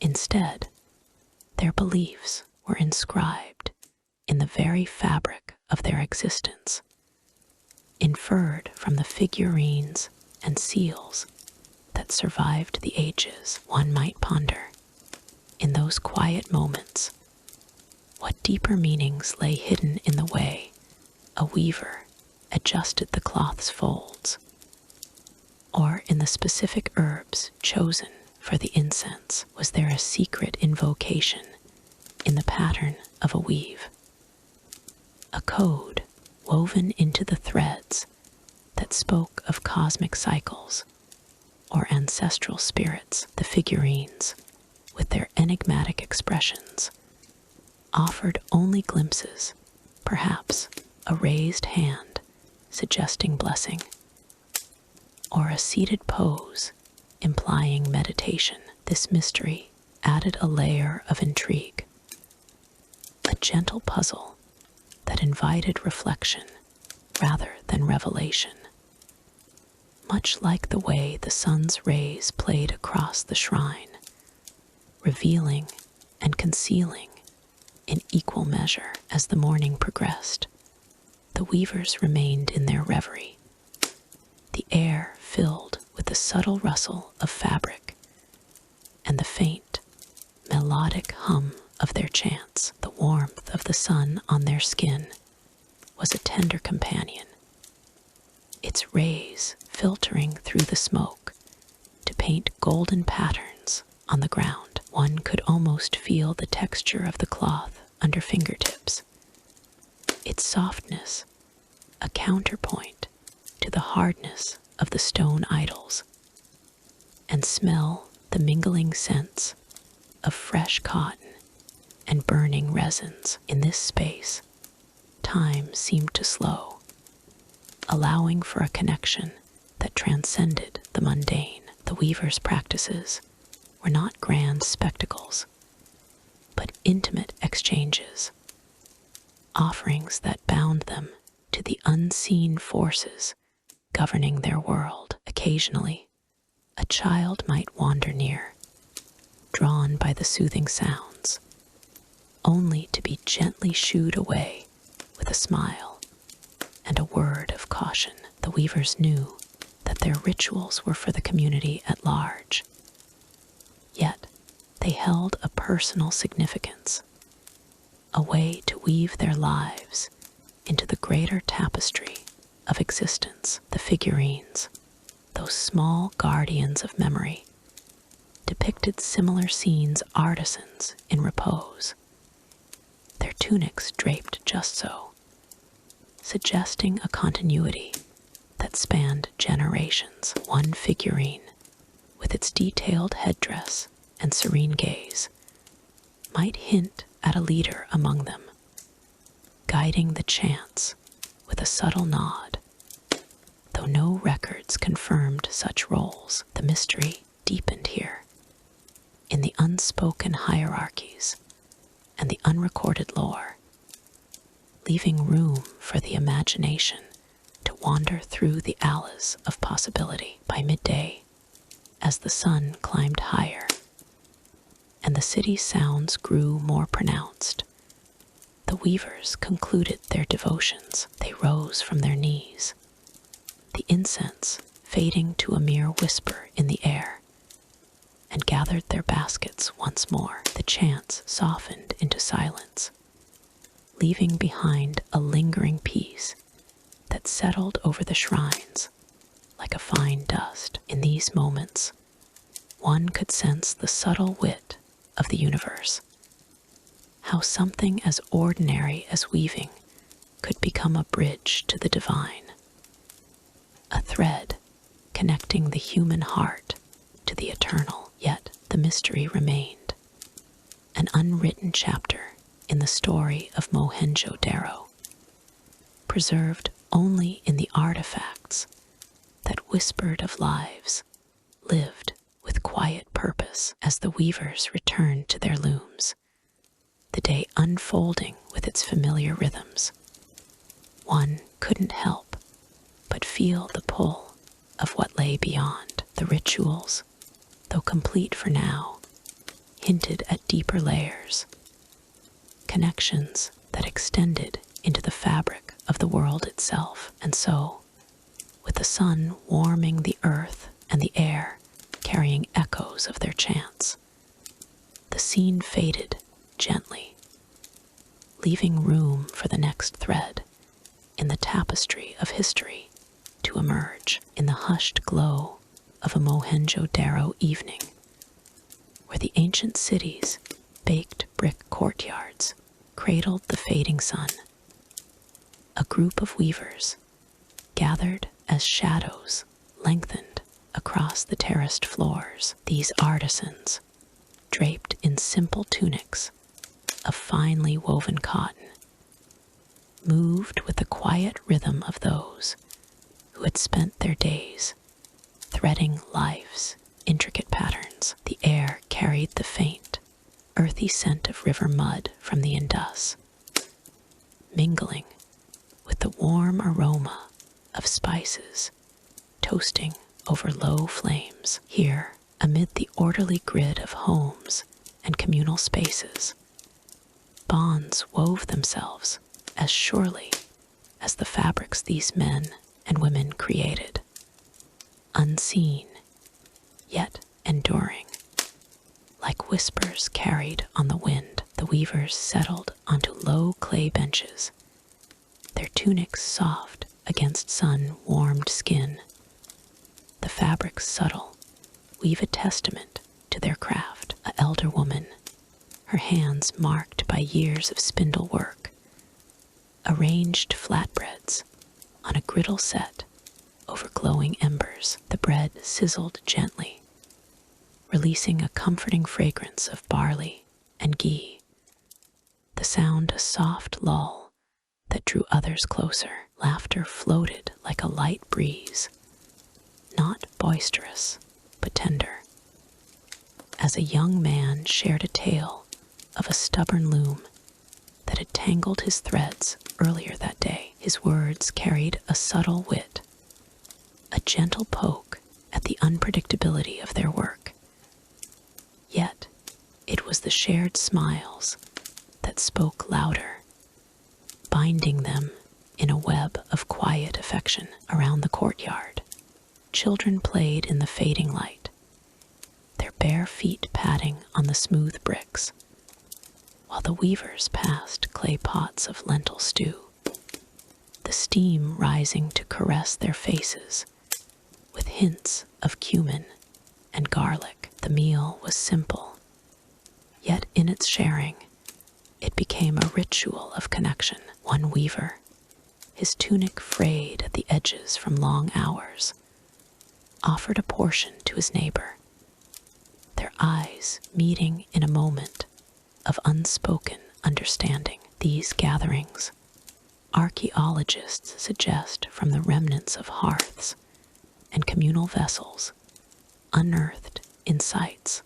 like HRA, fostered a sense of unity that transcended daily labors. The Indus Valley people, as evidenced by the standardized weights and seals found in Mohenjo-Daro, lived in a society of remarkable order, where such bonds likely formed the invisible threads holding communities together. As twilight deepened, the courtyard filled with the soft murmur of voices, each story unfolding like a carefully dyed pattern. A woman with silver in her hair spoke of her grandmother's tales, passed down through generations, of how the river's ebb and flow mirrored the rhythms of their lives. The air grew cooler, carrying the distant hoot of an owl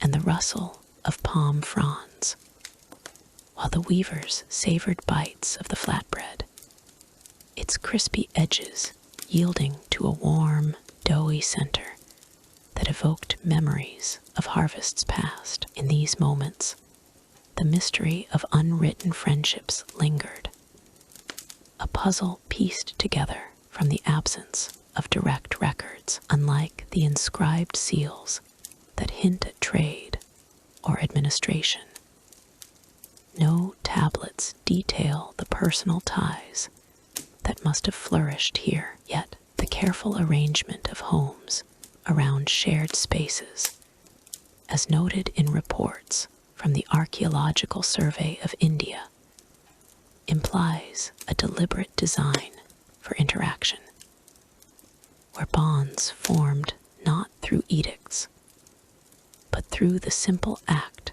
of breaking bread. One evening, as the stars began to prick the indigo sky, a weaver named perhaps Arjun, though names are lost to time, recalled a journey to a nearby settlement.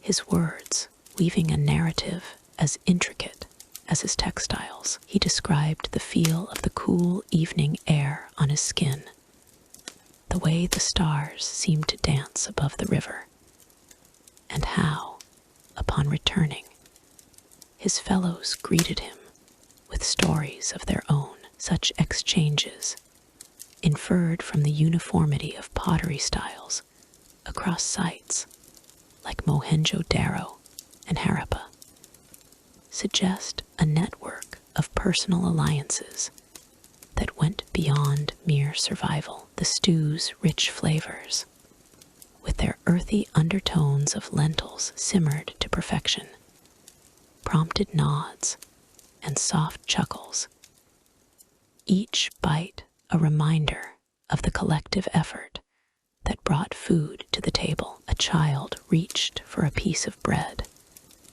her small fingers brushing against an elder's hand, a fleeting touch that sealed a generational link, as subtle as the faint scent of jasmine blooming nearby. In the calm of these gatherings, the weavers' conversations turned to the natural world, their voices a soothing cadence against the night. They spoke of the monsoon rains that replenished the soil, the way the waters patter on rooftops sounded like distant laughter, and how the sun's warmth lingered in the bricks long after dusk. Sensory memories wove through their words.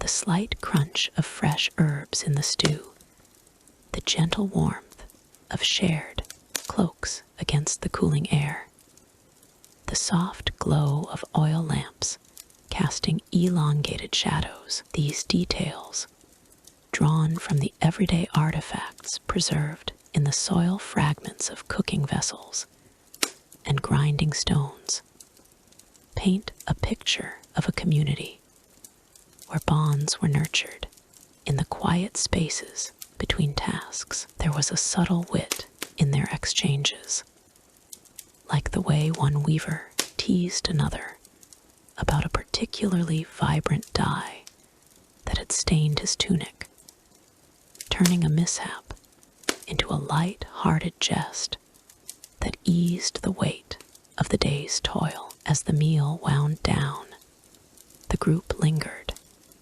their tunics rustling softly as they shifted on the benches. The mystery of these unwritten friendships deepened in the silence that followed, an enigma that modern scholars ponder through the lens of excavated hearths and aligned dwellings. In reports from the 1920 excavations by Sir John Marshall, the layout of Mohenjo-Daro reveals courtyards designed for congregation, suggesting that social ties were as integral as the city's famed drainage systems. Yet, without personal inscriptions or chronicles, we are left to imagine the depth of these connections, inferred from the shared tools and identical spindle whorls that indicate collaborative living. Perhaps in the soft laughter over sizzling bread lay the true essence of their society, a bond not etched in stone, but etched in the heart. The weavers rose slowly, their movements deliberate and graceful, as if reluctant to break the spell of the evening. A young woman hummed a melody, her voice a gentle thread in the air, evoking the sway of reeds along the riverbank. The scent of the dying embers mingled with the night's cool breath, and as they dispersed to their nearby homes, the courtyard retained a lingering warmth, an echo of their togetherness. In this 20th century BCE world, where life unfolded in cycles of sun and stars,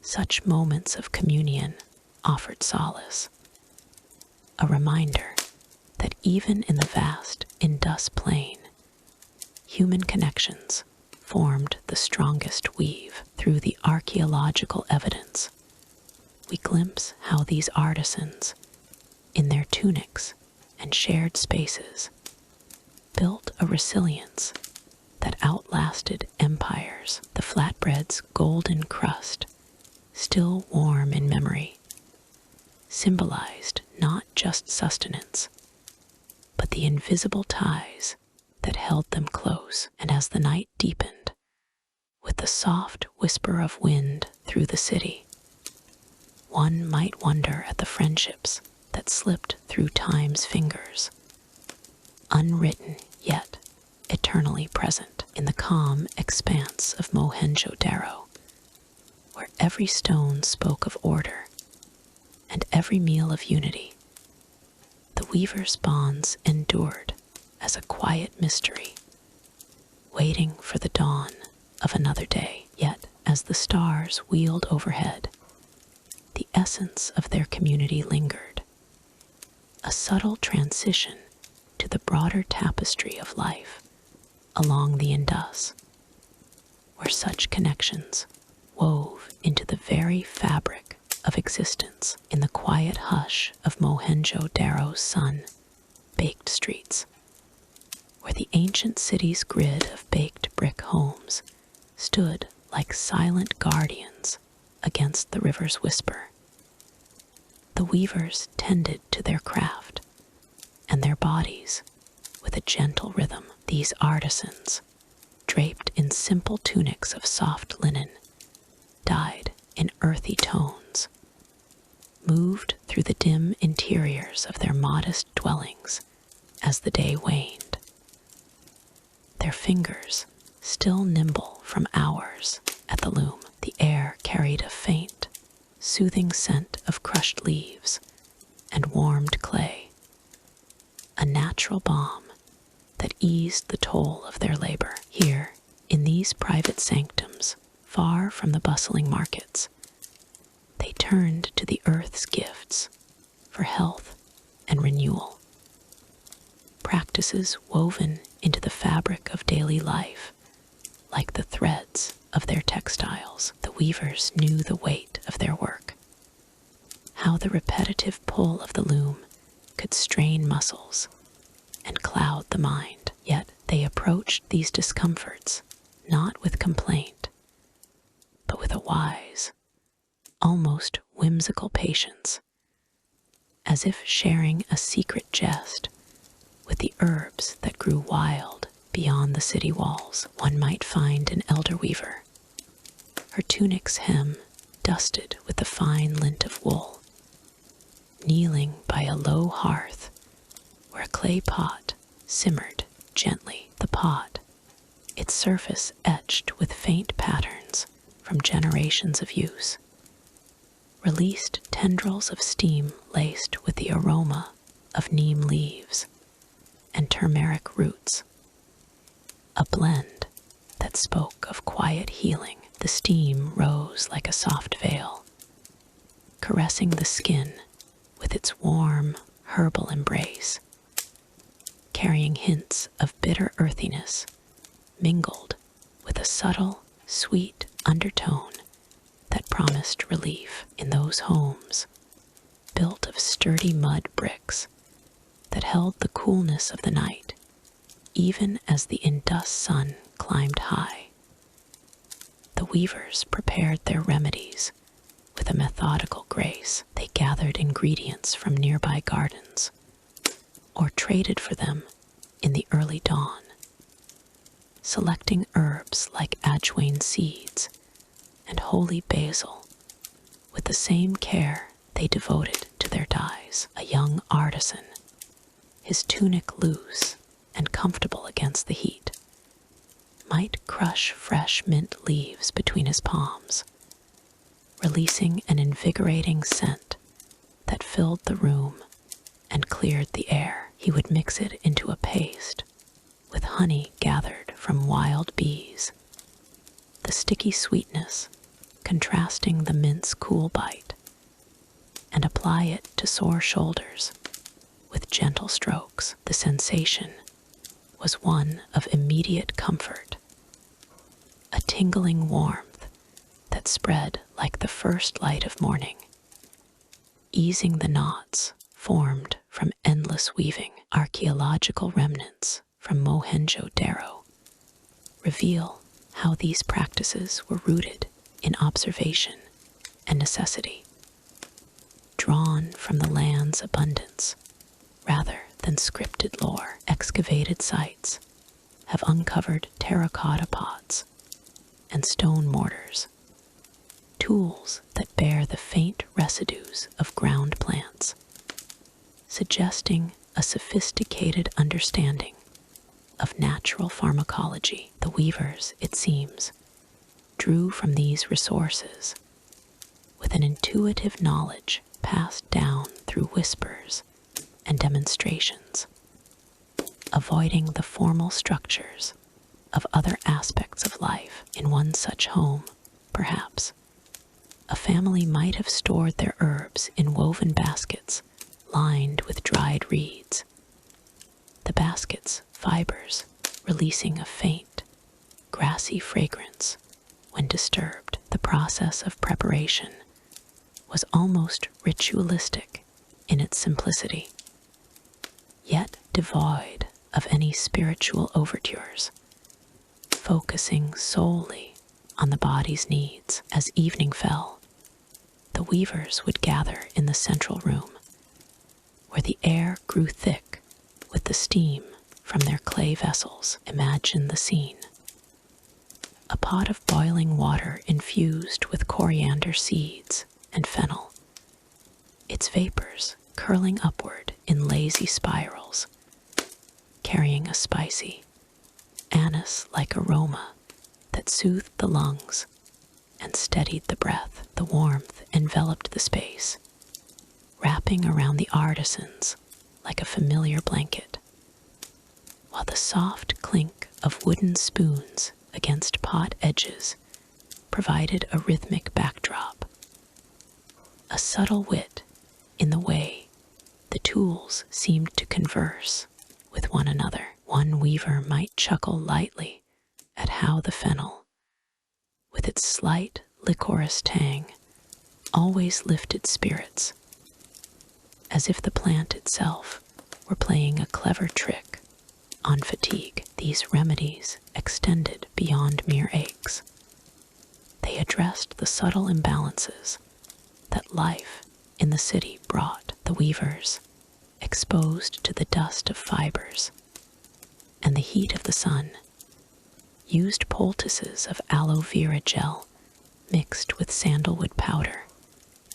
The cool, slippery texture of the gel contrasting the fine, powdery grit of the wood applied to sun-kissed skin.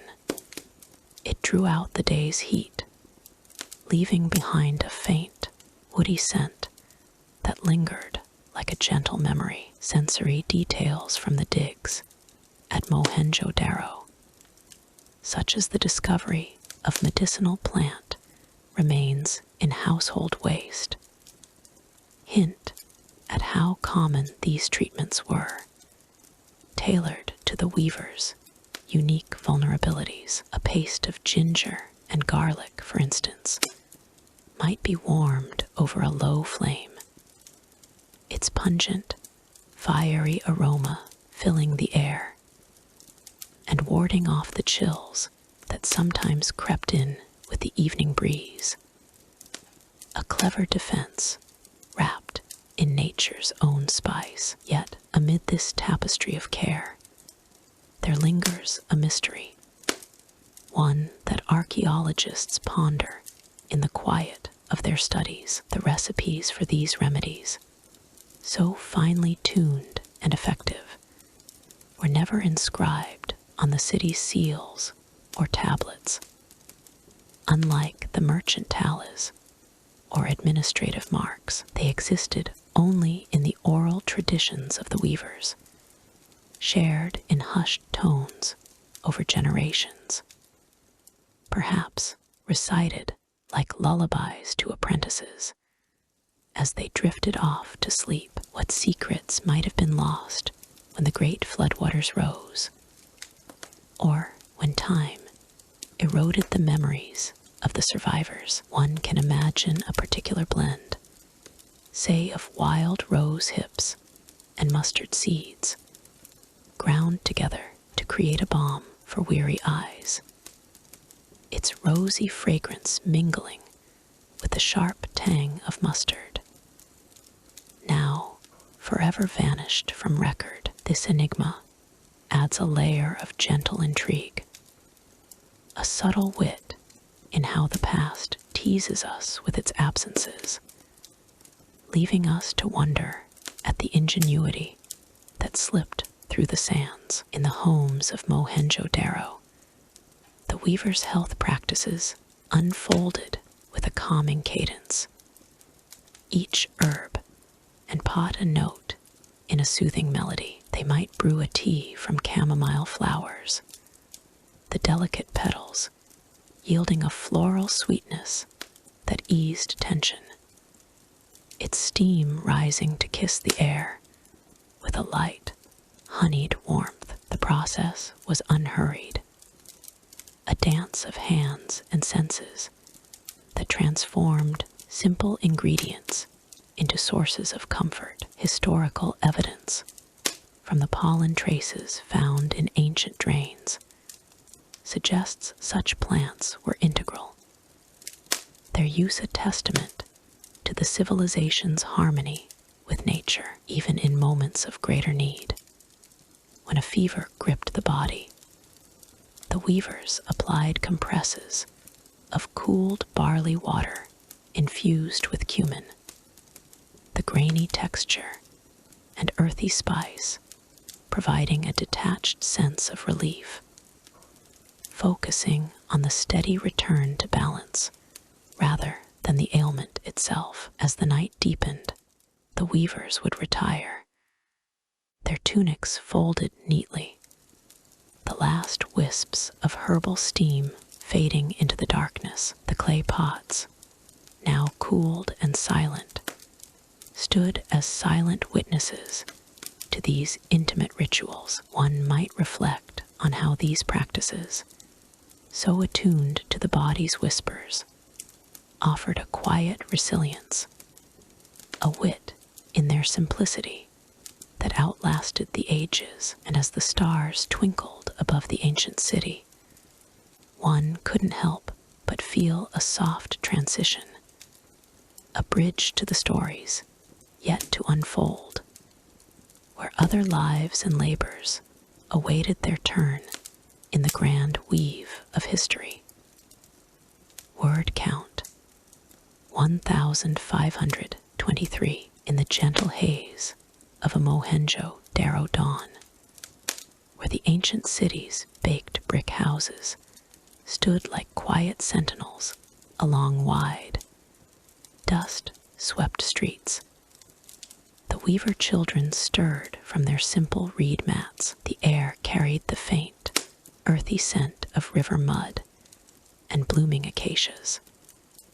As the first light filtered through lattice windows, warming the small, low-ceilinged rooms where families huddled, these children, clad in knee-length tunics of coarse cotton that brushed softly against their skin like a mother's whisper, began their days not with play, but with the rhythmic pull of threads that had woven the fabric of their world for generations. Little Aru, no more than 7 summers old, rubbed sleep from his eyes and slipped into his tunic, the fabric cool and smooth where it had been aired the night before. His fingers traced the faint weave patterns, each one a tiny map of labor and lore.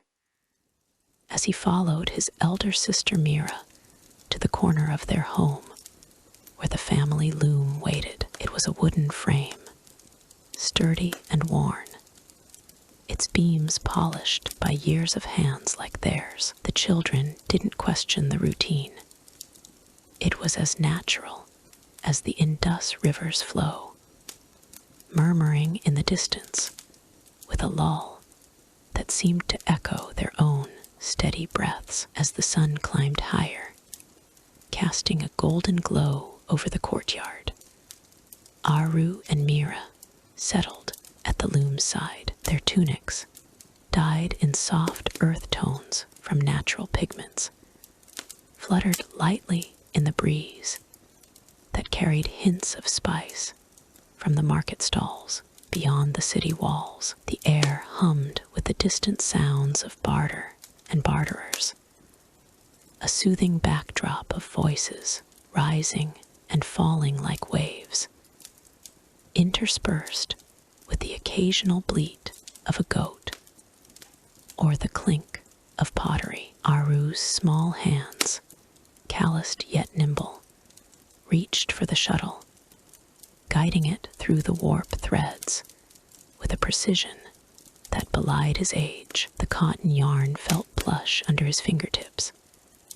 Its fibers spun from balls gathered under the vast, starlit skies, soft as a sigh and warm as the sun-baked earth. Mira, a year older and already wise to the loom's ways, hummed a tuneless melody as she adjusted the weights, her voice blending with the rhythmic clack-clack of the mechanism. It was a sound that wrapped around them like a blanket, comforting in its repetition, a gentle wit in how the loom seemed to tease back with its occasional snag, as if saying, "Not so fast, little one." The children worked side by side, their tunics occasionally catching on the frame, reminding them of their small stature in this vast, orderly city. Aru paused to wipe his brow, feeling the dry heat of the day build, and caught a whiff of the midday meal simmering in clay pots, nearby lentils spiced with cumin, their aroma mingling with the musty scent of stored yarns. Through the open doorway, the world of Mohenjo-Daro unfolded in snippets. A vendor's cart rolling by with baskets of dates, their sweet, sticky fragrance drifting in, the soft patter of feet on the baked streets, the distant splash of water from the great bath, a marvel of engineering that the children had only heard tales of. Yet here, in their woven world, time slowed. Aru's mind wandered as his hands moved, imagining the cotton's journey from the fields, where it grew under the relentless sun, its balls bursting forth like hidden treasures. He felt a subtle thrill in the yarn's texture, how it yielded just so under pressure, a quiet dance between child and material that hinted at the artistry passed down through unseen generations. As the morning wore on, the children's tasks grew more intricate. Mira showed Aru how to tie off the weft, her fingers demonstrating with a grace that seemed almost playful, though their play was woven into work itself. In those moments,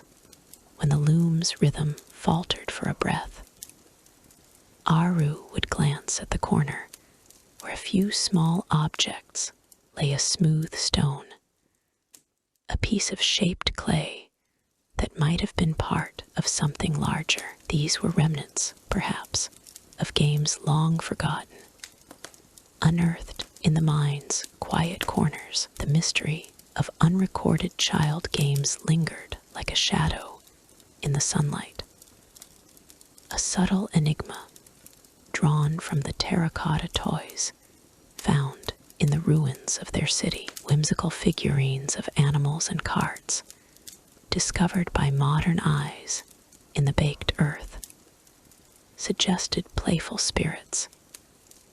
Yet no ancient script revealed their rules or rituals. Aru pondered this in his gentle way, his thoughts drifting like the river's current. What games might they have played, he wondered, with those tiny clay wheels or dice like stones? Perhaps a chase with makeshift carts, the wheels clicking over the courtyard's packed dirt, or a tossing game where seeds stood in for counters, their fall determined by the wind's capricious breath. The air carried the faint rustle of leaves outside, and Aru imagined children of old gathering in hidden nooks, their laughter blending with the market's hum.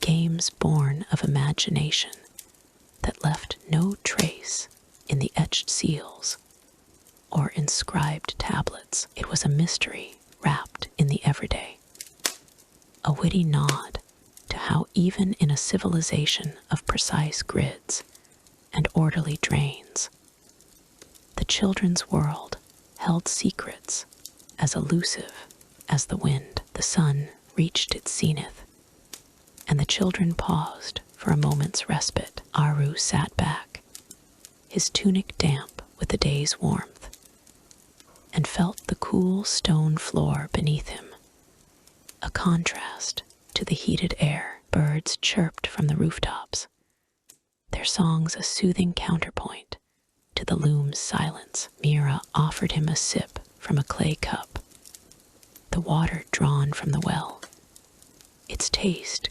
clean and slightly mineral, like the essence of the river itself. In these interludes, the mystery deepened, for the toys, those small, crafted wonders, hinted at joys unchronicled. A terracotta bull, perhaps once pulled on strings for mock races, or a set of beads that might have been strung for counting games, all spoke of a playful undercurrent in lives otherwise